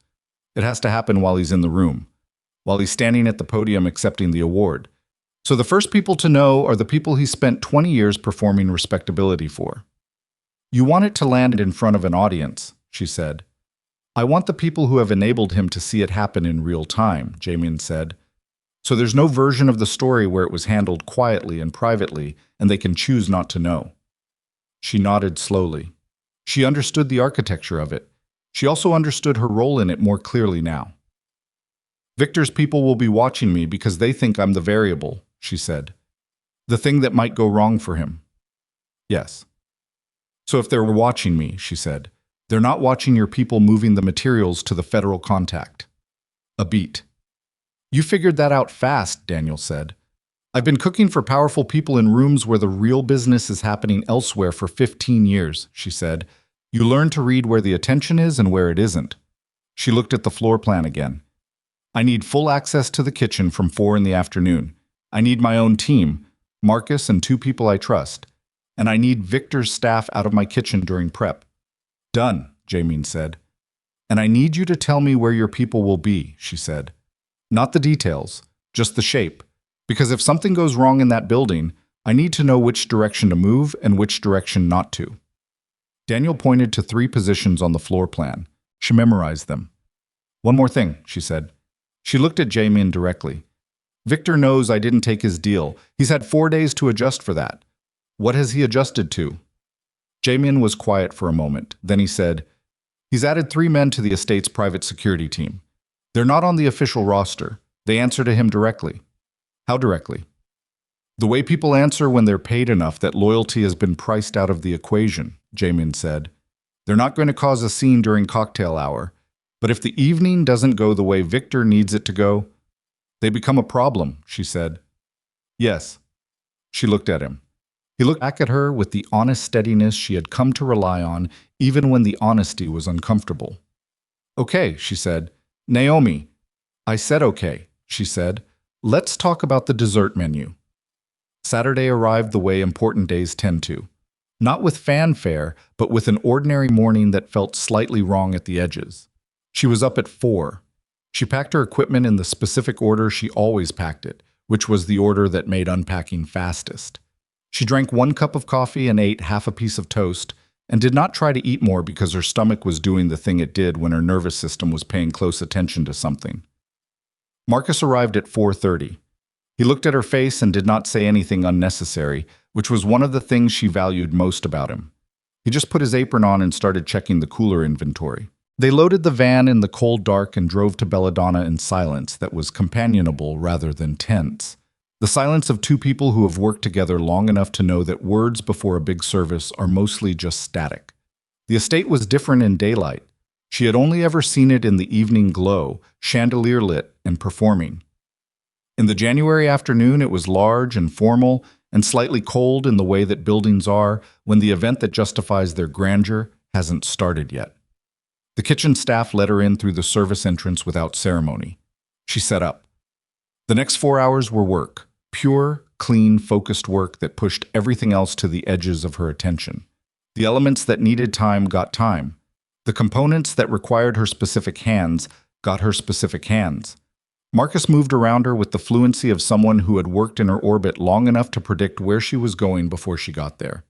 Her two additional staff, a young woman named Priya, who had staged with her twice, and a man named Jean, who was older than everyone and had 50 years of kitchen experience and absolutely no patience for sloppiness, completed the team with the efficient quiet of people who understood what tonight required. At 6:45, she stepped out of the kitchen into the service corridor, pressed her back against the wall, and took 4 slow breaths. The guests were arriving. She could hear it, the specific murmur and movement of 300 people filing into a space, the shift from empty to occupied that a building makes when it fills with human attention. She heard Victor Langford's voice before she saw him. It carried from the main entrance hall, confident, warm, the voice of a man greeting people who were glad to see him, performing the particular naturalness of someone who has performed it so many times it has become indistinguishable from the real thing. She went back into the kitchen. At 7:15, Daniel appeared in the service doorway. He said nothing. He held up 4 fingers, then tapped his watch. She nodded. 4 minutes. She looked at Marcus and said, starting the final plating sequence. He moved without being told twice. The first courses had gone out without incident. She had monitored the timing herself, adjusting once when a table's main course ran long and threatened to compress the dessert window. The kitchen had a specific voltage to it now. Not panic, not the chaos of a service going wrong, but the compressed aliveness of something moving fast and on the edge of its own limits. At 7:48, she heard the sound system in the ballroom engage. A voice she didn't recognize announced Victor Langford's name. Applause. She listened to it and felt something cold move through her chest, and she kept plating. In the ballroom, she knew without seeing it, Jae-min was at a table near the east wall. His position on the floor plan. His people were positioned at 3 points she had memorized. The federal contact, she didn't know who it was, had been told only that it was someone inside the room, someone with the authority to act on what was about to be delivered, was somewhere in that crowd of 300 people, waiting. Victor's voice came over the sound system now, accepting the award, thanking the foundation, speaking about the importance of giving back to the city that had given him so much. Her hands kept moving, and then the service kitchen door opened hard.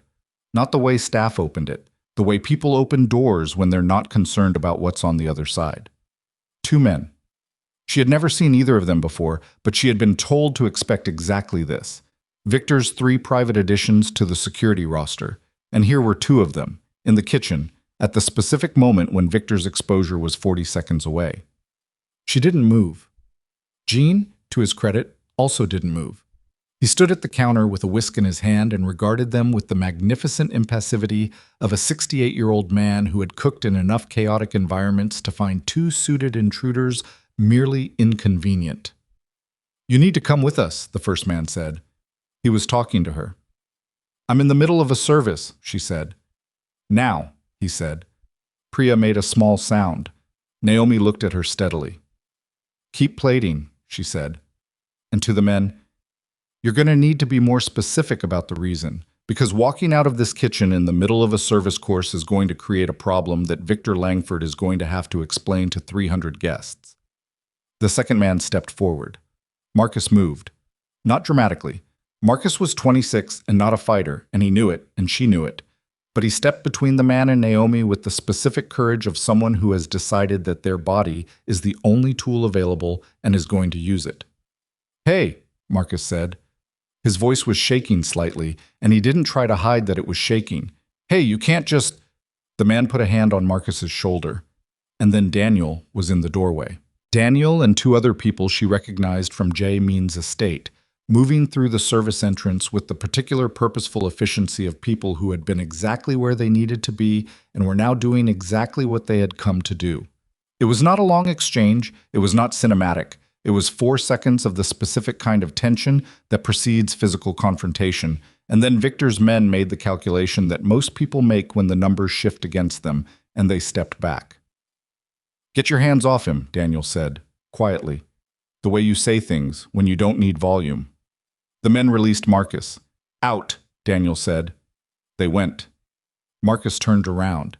He was breathing hard. He looked at Naomi with slightly wild eyes. "What?" "Keep plating," she said. Her own voice was steady. She was not entirely sure how. From the ballroom, she heard Victor's speech continue.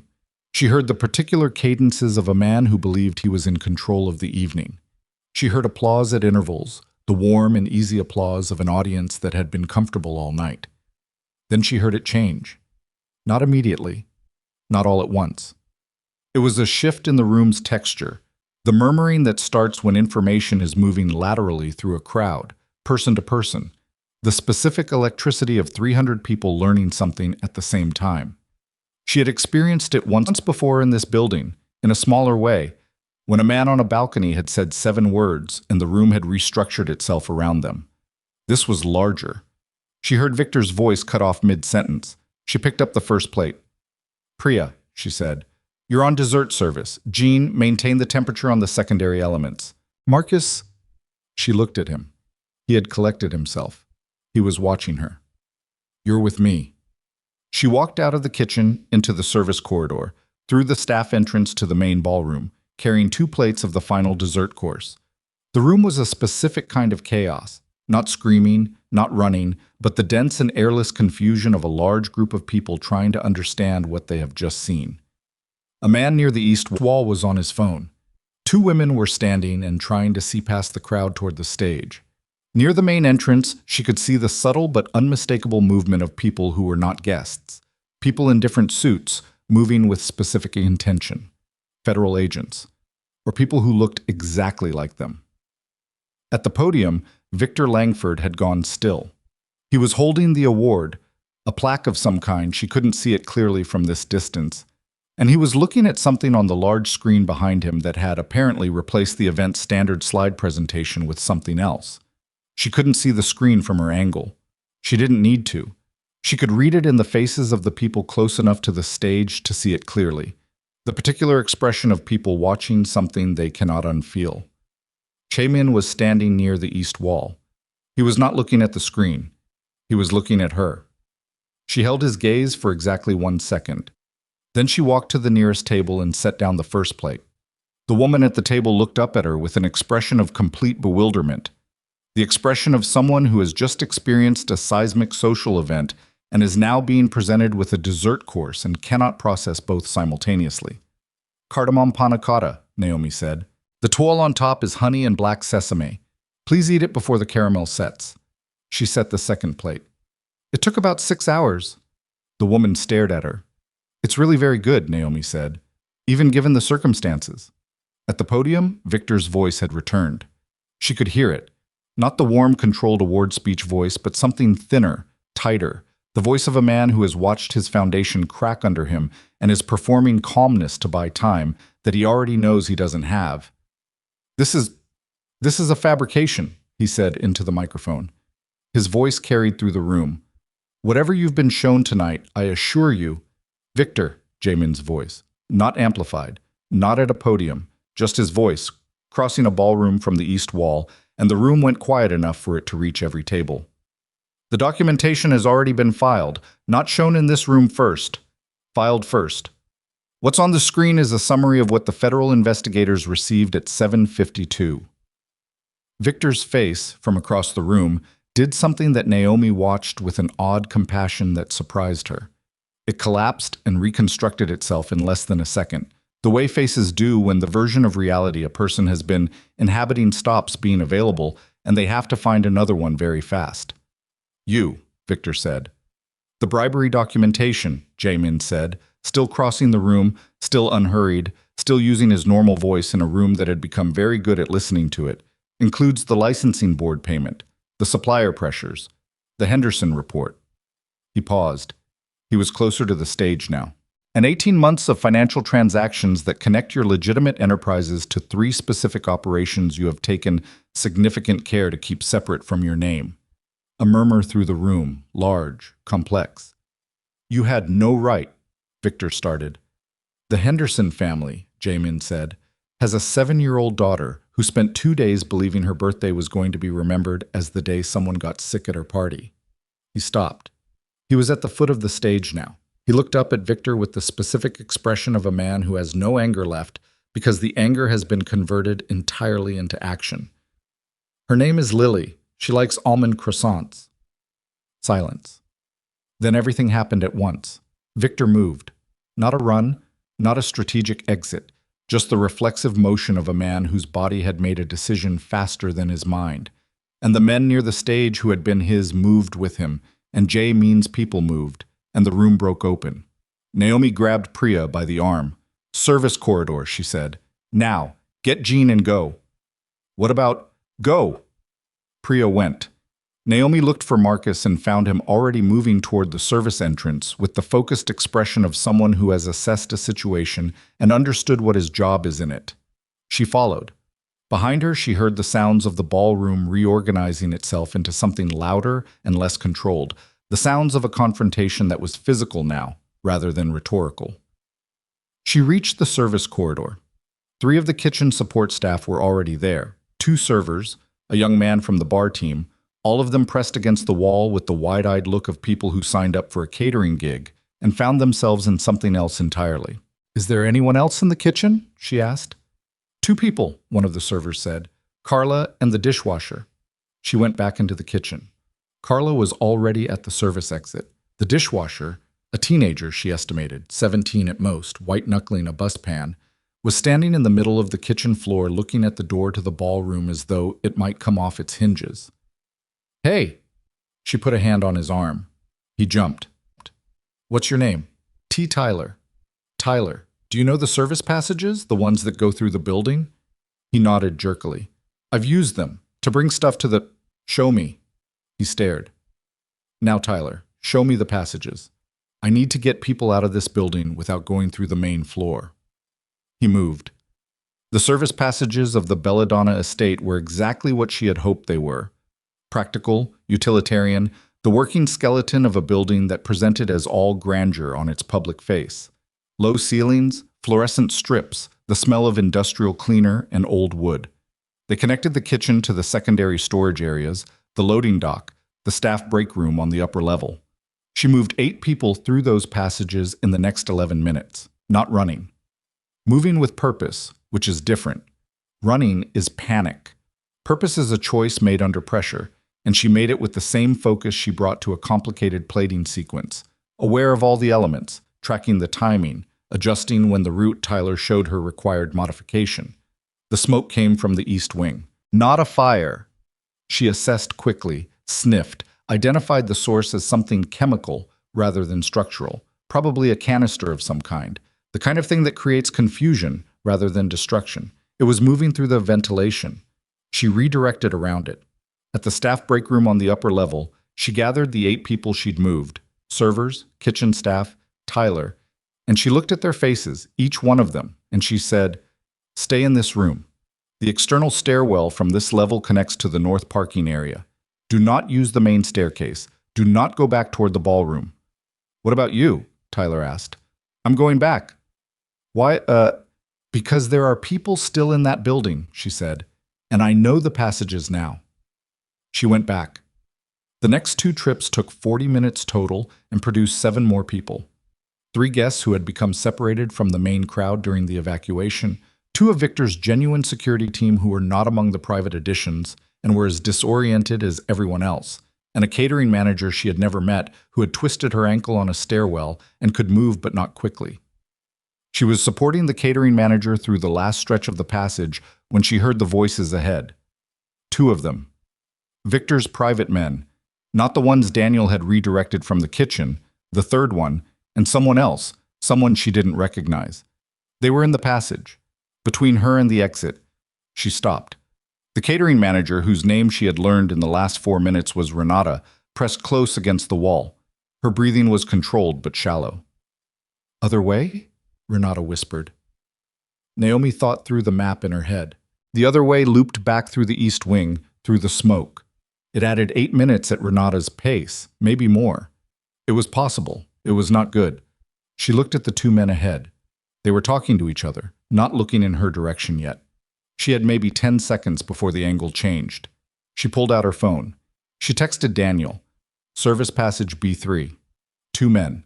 Need 30 seconds. She waited. 8 seconds later, From somewhere beyond the two men, she heard Daniel's voice, loud, deliberate, aimed to carry. She couldn't hear the words, but she didn't need to. She heard the two men move toward the sound, their attention pulled hard in the other direction. She moved. She moved fast, and she moved quiet, and she covered the distance with Renata's arm across her shoulders, and Renata doing her part, moving on the bad ankle with the gritted tooth focus of a woman who understood what 30 seconds meant. They cleared the passage. They came out into the north parking area where the cold air hit like a correction, and the lights of police vehicles were painting everything in cycling blue and red, and there were people, staff, guests, responders, moving in the controlled chaos of an event site that has become an incident site. Renata exhaled, a long, controlled exhale. Then she looked at Naomi. "Are you security?" she asked. "I'm the pastry chef," Naomi said. Renata stared at her. "The panna cotta," Naomi said. "Table 6, near the east wall. Did you get a chance to try it before everything?" "I did not," Renata said, with the specific expression of a woman running on adrenaline who has just been asked about a dessert. "It was very good," Naomi said. "I want you to know that, because the evening is going to be remembered for other things, and it deserved to be remembered for the food." Renata made a sound that was almost a laugh. Under the circumstances, Naomi considered that a success. She looked back at the building. The main entrance had federal vehicles in front of it now. 3. More arriving. The lights of the ballroom were visible through the tall windows, still on, still casting that warm golden glow that made the estate look, from the outside, like an event was still in progress, like 300 people were still inside consuming courses in the correct order. She thought about Jai Min. She had not seen him since the East Wall. She knew, in an abstract way, that he was capable of managing himself in hostile situations better than almost anyone she could name. But abstract knowledge and the specific absence of visual confirmation were two different things, and the specific absence of visual confirmation was doing something uncomfortable to her breathing. Her phone buzzed. A text from a number she didn't have saved. East exit, 30 seconds. She was already moving when she recognized the handwriting style. The particular short syntax of someone who communicated in the minimum necessary words because they assumed you were intelligent enough to fill in the rest. She rounded the building's northeast corner at a pace that was almost but not quite a run. Jamin was at the east exit. He was standing. That was the first thing she checked. That he was standing, that nothing about his posture suggested a structural problem. He was. His jacket was gone.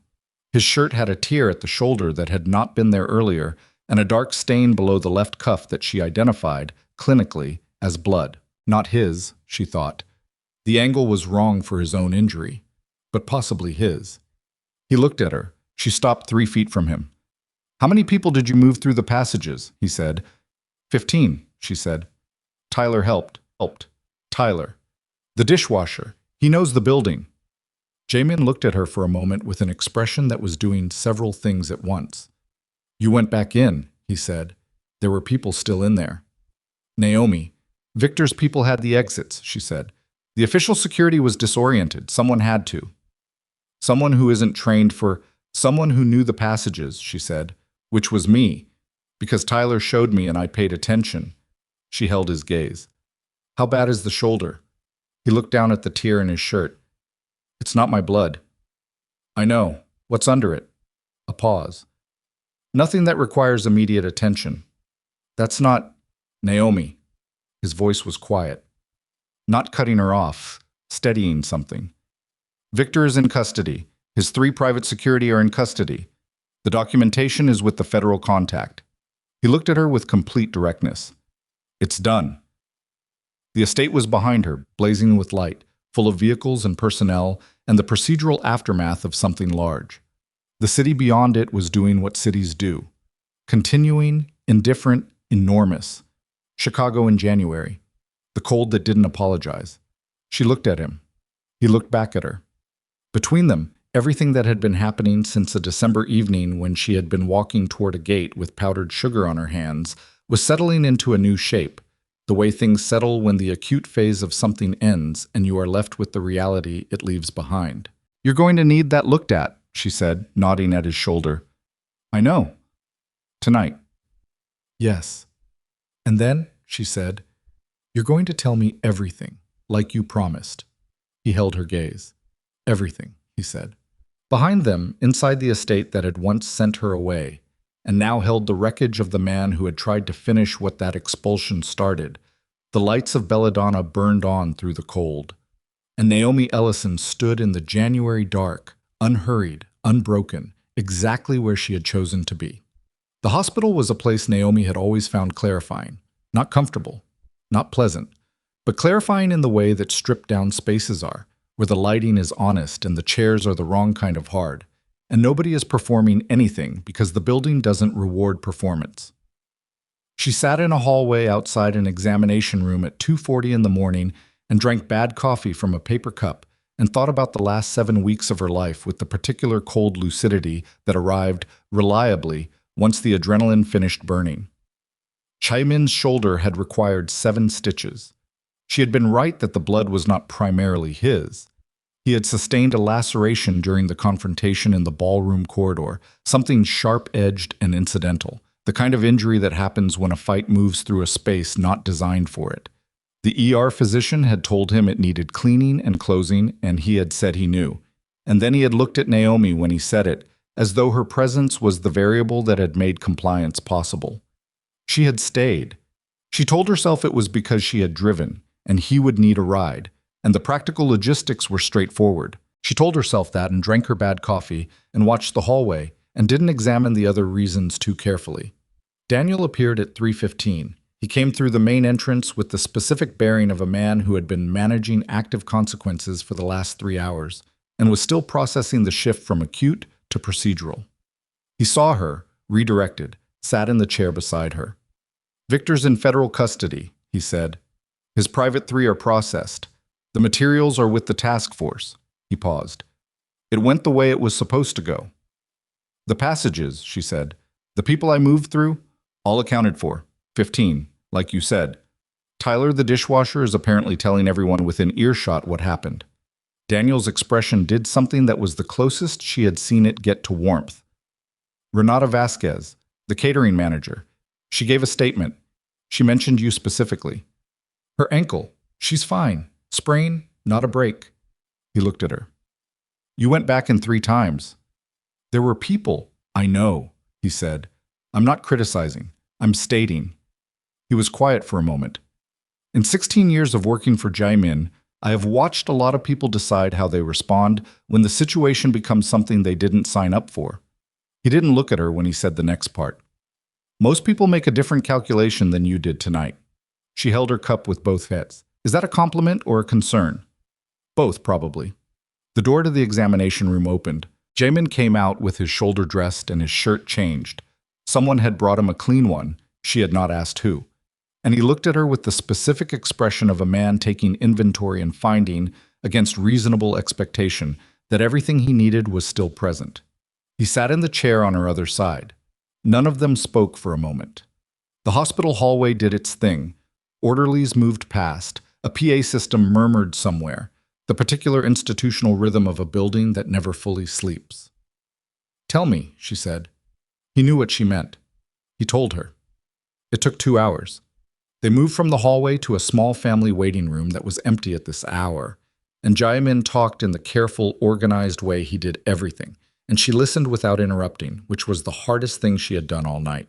He had started the organization at 26, not by choice, by inheritance, and then by the specific kind of momentum that carries a young person deeper into something before they fully understand what they've entered. His father had been involved in import operations that were not entirely legal, and when his father died, the men who had worked for his father looked to him, and he had made a decision that he had been making the consequences of ever since. He had spent 15 years building it into something that operated, by the standards of its kind, with discipline and without the worst categories of violence. He was aware that this was a particular kind of moral accounting that did not survive scrutiny, the careful crime boss, the organized criminal with standards. He said this himself, before she could, and she appreciated the preemption. Victor Langford had been the other side of a territorial arrangement for 12 years.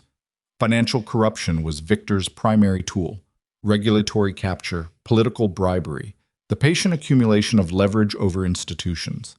Jamin's operations had, at various points, overlapped with Victor's interests and intersected with his enemies, and the result was a Cold War of mutual deterrence that had held for most of a decade. Until Belladonna. "Standing on that balcony," Jamin said, "watching what Priscilla did to you. I knew what it would signal. If I intervened, Victor would read it. He'd been looking for a personal angle on me for 3 years and finding nothing because there wasn't one." He paused. "I did it anyway." "Because it was wrong," she said. "Because it was wrong," he agreed. "And because—" He stopped, started again. "Because in 16 years of doing what I do, I had developed a very complete system for not letting anything be important enough to act on impulsively." He looked at her. "You were the first thing in a very long time that broke that system before I noticed it breaking." She sat with that.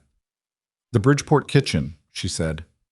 "I heard about you 8 months before Belladonna," he said, "through a contact who ran in catering circles.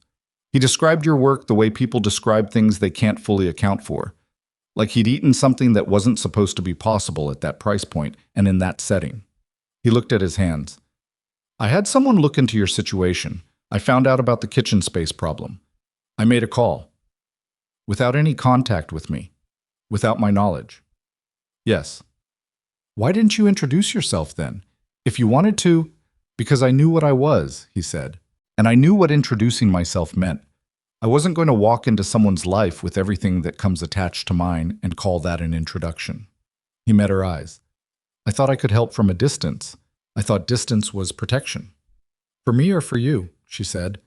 He didn't answer immediately, which was its own answer. "Both," he said finally. "If I'm being accurate." She nodded. She was not going to cry. She was also not going to perform the absence of emotion, because she was tired of that particular performance. She let her face be what it was, which was the face of a woman processing something complex about a person she had come to trust and was now recalibrating what trust meant with full information. "What happens to the organization?" she said. He had been expecting this question, she could tell. "I've been working on the exit for 2 years," he said. "The federal investigation into Victor has accelerated the timeline.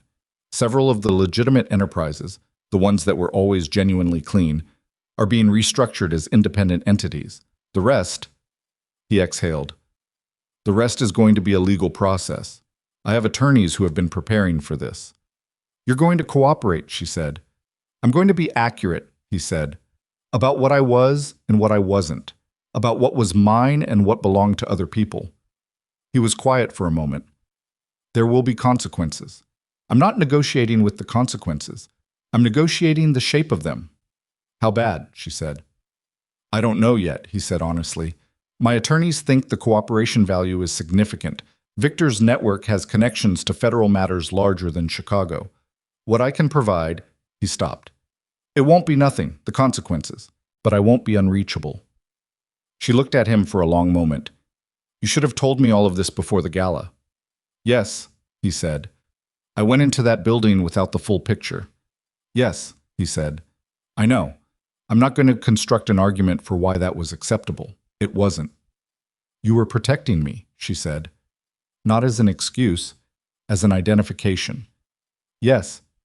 "You have to stop doing that," she said. "The version of protection that involves managing what I know." She held his gaze. "I'm not fragile. I proved that tonight, I think, reasonably definitively. If you want me in your life, whatever form that takes, whatever it looks like from here, it requires the complete truth, all of it, not the version you think I can handle."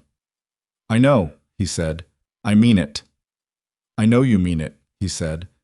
"I knew you meant it in October when you said it in your bakery, and I failed at it anyway." He looked at her with the direct, undefended quality she had come to recognize as his version of openness. "I'm telling you now because I don't want to fail at it again." The waiting room was quiet. 4 in the morning. The hospital's overnight energy had settled into its lowest gear. She made a decision, not a dramatic one. Just a decision, the way decisions actually happen. Not with fanfare, but with a quiet internal shift, the sense of a weight resettling in a new position. "Okay," she said. He looked at her. "Not because it's simple," she said. "Not because I've worked out all the ways it's complicated. Because you told me the truth when it cost you, and because I'm apparently the kind of person who went back into a building 3 times for strangers. which means I've accepted that I'm not going to make the safe calculation when there's a case for the other one. She looked at him steadily. So, okay. He held her gaze. Thank you, he said. Don't thank me yet, she said. I'm going to have a lot of questions over the next several months. I know, he said, and I want Renata Vasquez's number. I'm going to send her something for the ankle. Something moved across his face that she had seen once before, the brief, slightly surprised quality of a real smile getting out before he'd decided whether to let it. I'll get it, he said. She stood up. She collected her paper cup and threw it away because she had always been the person who threw things away rather than leaving them for someone else. She picked up her coat. Outside the waiting room window, Chicago was doing the thing it did before dawn in winter, sitting in a particular stillness that was less peaceful than exhausted, like a city that had been running all night and was taking a breath. I need to go check on the bakery, she said, at 4 a.m. Marcus left the proofing drawers running. If no one checks them, the croissant dough is going to be overproofed by 6, and I'll lose the whole batch. He stared at her. I've had a long night, she said, but the dough doesn't know that. She drove to Pilsen in the dark. The streets were empty the way Chicago streets are genuinely empty only between 3 and 5, those specific hours when the city's insomnia gives out and it sleeps against its will. She parked in front of Ellison's and let herself in through the front and walked through the dark bakery to the kitchen. And she checked the proofing drawers and found the dough exactly where she'd feared it would be. Not ruined yet, but close, requiring immediate intervention. She intervened. She worked alone in her kitchen at 4 a.m, adjusting and covering and setting new timers.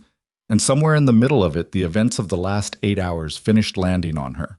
Not all at once, but in the way that large things arrive when you finally stop moving, incrementally, piece by piece. Priscilla in the gray dress. Victor's voice on the phone, reasonable and poisonous. Tyler in the service passage, scared and useful. Renata's face in the parking lot. Jamin at the east exit with blood on his cuff. 7 stitches. 4 a.m, a waiting room with bad light. She sat down on the kitchen floor. She sat with her back against the prep counter and her legs out in front of her, and she let herself be tired in the full, unmanaged way that the last several hours had not allowed. Not broken, not diminished, just tired, the way you are when you have done something that required everything, and the everything has been given, and you are sitting with the remainder. She sat there for 20 minutes. Then she got up, washed her hands, and started on the morning bread. The licensing board complaint was withdrawn on Monday. No fanfare. Her lawyer called to tell her, and she was in the middle of laminating butter into croissant dough when he called. And she said thank you and kept working and allowed herself, privately, the satisfaction of a person who had defended something worth defending and seen the defense hold. The newspaper ran a follow-up story. This one had a different quality, the kind of journalism that occurs when a large story breaks and forces smaller ones into new light. The Belladonna Gala coverage mentioned the dessert service, mentioned the chef who had continued service during the incident and guided staff to safety, mentioned, specifically, Ellison's Bakery in Pilsen. By Thursday, the Saturday waitlist had doubled. Marcus found her in the kitchen, staring at the reservation sheet with an expression he had learned to interpret accurately. Good problem, he said. Very good problem, she agreed. Are you going to be weird about it? I'm going to be extremely normal about it, she said. I'm going to hire 2 more people and expand the custom order operation and look at the commercial space next door that's been available for 3 months. Marcus looked at the reservation sheet, then at her. And the other thing, he said, are you going to be weird about that? What other thing? Naomi. She kept her eyes on the sheet. I'm going to be appropriately cautious, she said, and ask a lot of questions, and proceed slowly and with complete information. That sounds like you're reading from a document. Go check the proofing drawers, she said. He went, grinning.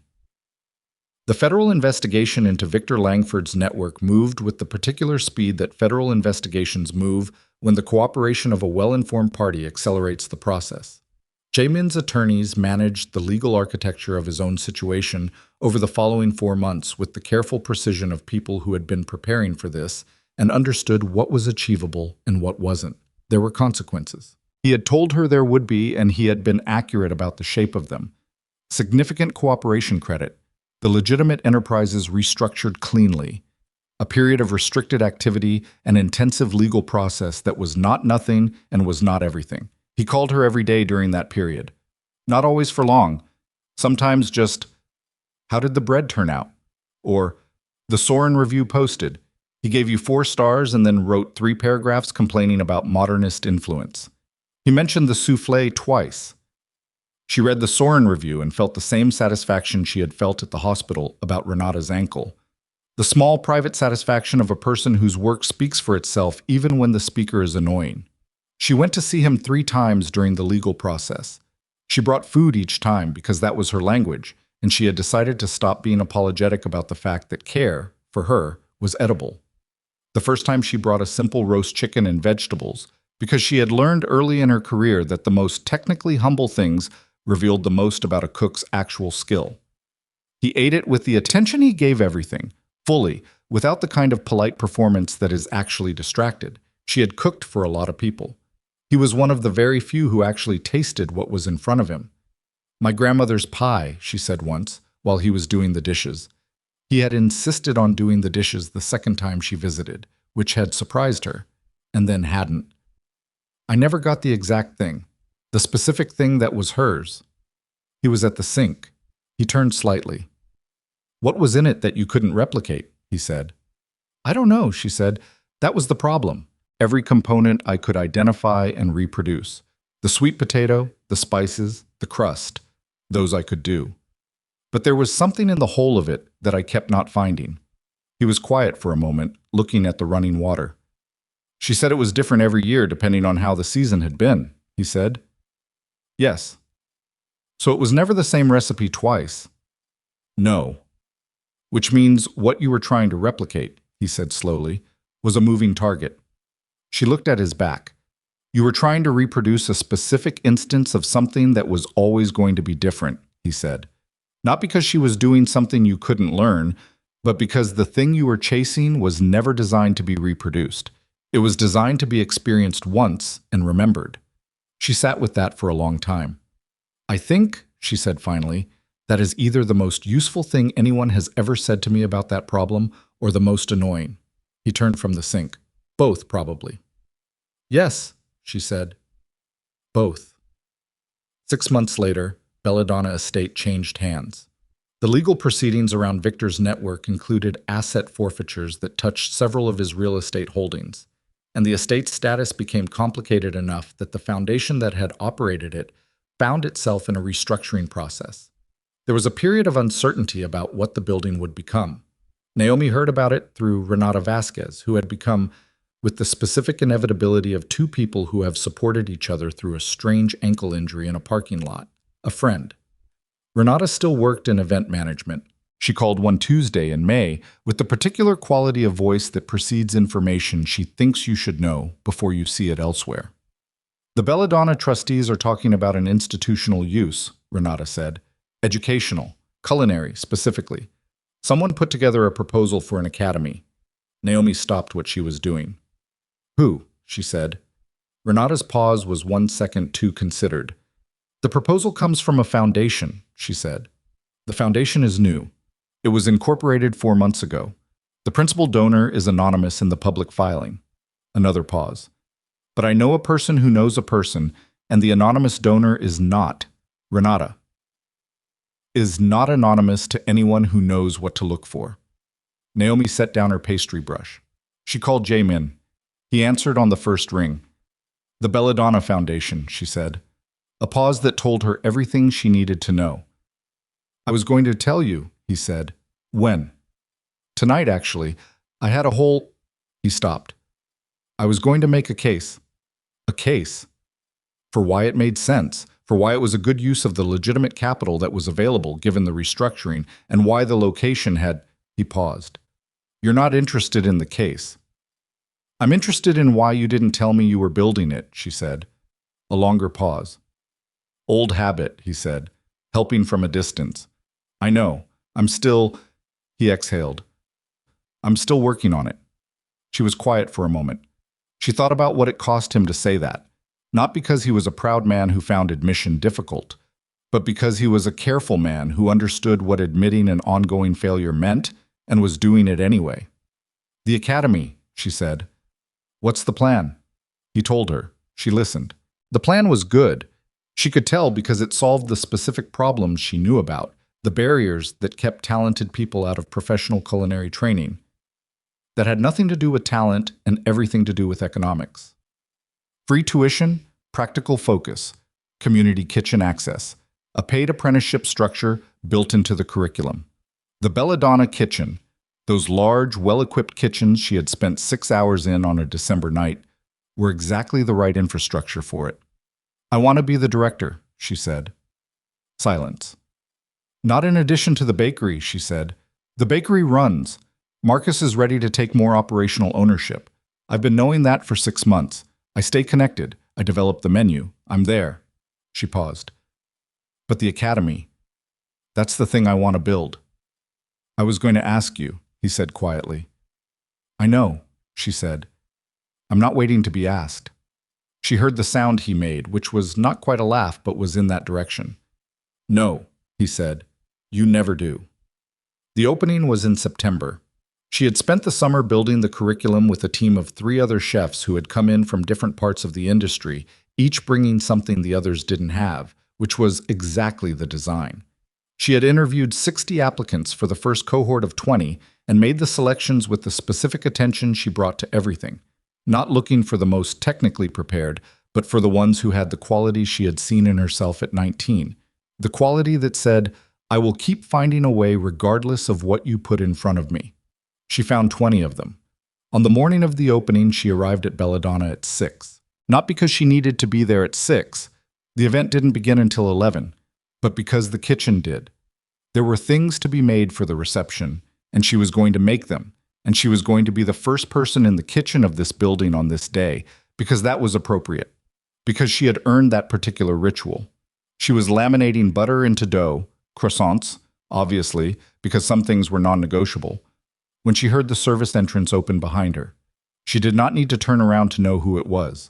You're early, she said. You're earlier, Jamin said. She heard him come to the far end of the prep counter, where he had stood in the kitchen at his estate the first time she'd worked there, with the same easy occupancy of space that was his natural state. How do you want to do this today, he said. Croissants at the reception, she said. Some savory, some sweet. A simple pastry table, not formal. I want the students to see food that's good without being intimidating. She turned the dough. Short welcome remarks, mine and yours. Then a kitchen demonstration. Then open enrollment paperwork, and the first cohort meets each other. Simple, he said. Simple is harder than complicated, she said. You'd think people would know that by now. He was quiet for a moment. She could feel him looking at her. Not the surveillance quality, not the measuring quality, but the other version, the one that had taken her longer to identify because she had less experience with it and had not immediately known what to do with it when she found it. Naomi, he said. She kept her hands in the dough. Jaimin. I want to ask you something, he said, and I want you to know that the answer doesn't change anything about the foundation or the academy or any of it. Those are yours regardless. She turned around. He was standing at the end of the counter, hands in his pockets, wearing an expression she had learned to read, the one that meant he had organized the words carefully and was now delivering them in order and was not going to dress them up beyond what they needed. I have spent a significant portion of my adult life being good at things that I'm not proud of, he said, and the last 8 months have been the process of becoming someone who has a right to take up the space I take up. He paused. I'm not done with that process. I won't pretend I am. But I know, with more certainty than I've had about most things, that the person I want to be building something with is you. He met her eyes. Not because you saved me. Not because of what happened at Belladonna or what happened after. Because of who you were before I met you and who you are in this kitchen right now, and who you are going to be 20 years from now, which I would very much like to be present for. She looked at him. Her hands were covered in butter and flour, and the kitchen smelled like warm dough, and the morning light was coming through the high windows of the Belladonna kitchen, the way morning light comes in when a building has good bones, and someone has finally given it the right purpose. You're asking me something specific, she said. Yes. Say the specific thing, she said. Don't make me interpret. Stay, he said. Not for tonight, not for the academy, for The rest of it. Whatever the rest of it is. With me. She looked at him for a long moment. She thought about a December night and powdered sugar on her hands, and a gate she had almost walked through. She thought about the long road from that threshold to this kitchen. Every difficult thing, every necessary truth, every choice she had made with her eyes open and full information and both feet on the ground. She thought about her grandmother's pie, the thing she had spent 20 years trying to replicate and never fully could because it was never designed to be reproduced, because it was designed to be experienced once and remembered. She thought about how you stopped chasing the thing you couldn't reproduce and started making the thing that was only possible now, in this specific season, with what was available. She turned back to her dough. "You're going to be at the welcome remarks," she said. "Yes. You're going to say something short and not overly formal because these students are nervous and they don't need a speech. They need to feel like the room is all ready for them." Understood. "And after the opening," she said, her hands moving in the dough, "you're going to come to the bakery Saturday morning because I'm introducing you to Marcus properly, as a person rather than a situation. And Celeste is coming, and you need to meet Celeste because she has been my best friend for 15 years, and she is going to have questions that you are going to answer fully." He was quiet for a moment. "How many questions?" "Many," she said. "She has a list. She has had the list since October." A pause. "All right," he said. "And," she said, "somewhere between Saturday and whenever, I'm going to tell you that yes, to the specific question." She kept her hands in the dough. "But I'm not going to tell you in a kitchen at 6 in the morning when I have croissants to finish and 20 students arriving in 5 hours. She glanced at him over her shoulder. "Some things deserve better timing." The corner of his mouth moved. "Okay," he said. "You can help," she said, "if you want. The butter needs to be at exactly the right temperature and the dough needs to rest for 40 minutes, and I have 8 more to laminate." He came around the counter. She showed him what to do without making a production of it. "This is the pressure. This is what you're feeling for. This is what it looks like when it's right." He was not naturally a cook. I was too controlled for the necessary looseness that good pastry required. But he paid attention, and he adjusted, and he did not pretend to know things he didn't know. And when he got the pressure wrong the first time, he simply did it again. They worked in this kitchen as the morning came in. Outside, the estate that had once asked her to leave was becoming something else. Had, in fact, been becoming something else since a December night 8 months ago, when a man on a balcony had said 7 words and the whole direction of an evening had changed. The ballroom that had humiliated her would today receive 20 young people who had spent their lives being told in various ways that the room was not for them, and she was going to feed them something she had made with her own hands. And she was going to stand in front of them and say with her presence what she would keep saying for as long as she had the ability to say it. That belonging was not conferred. It was not a gift extended by the room. It was something you carried in, already yours, and put down on the table where everyone could see it. The croissants came out right. They always did, eventually. Not because she never made mistakes, but because she made them and adjusted and kept going, which was the whole of it, really. The whole of cooking. The whole of building a business. The whole of learning to trust someone complicated and be trusted in return. You made it, and it wasn't right, and you made it again. And somewhere in the repetition, something emerged that wasn't identical to anything you'd made before, something specific to this temperature, this season, this particular morning with butter on your hands, and a man learning the pressure of pastry dough beside you, and the light coming through the windows of a building that had finally become what it was supposed to be. She put the first tray in the oven. She set the timer. She stood in the kitchen of Belladonna Estate at 7 in the morning and breathed in the smell of something good beginning, and she let herself have it, simply, without qualification, without the long habit of waiting for the other shoe. She had made this. All of it. Not alone. Not without cost. Not without the specific mess and difficulty of being a human person in relationship with other human persons who were also complicated and imperfect and trying. But hers. The timer ran, the croissants rose, and the morning came on, golden and unhurried, into a building that would remember this day not for what it had once refused, but for everything it had finally become willing to hold.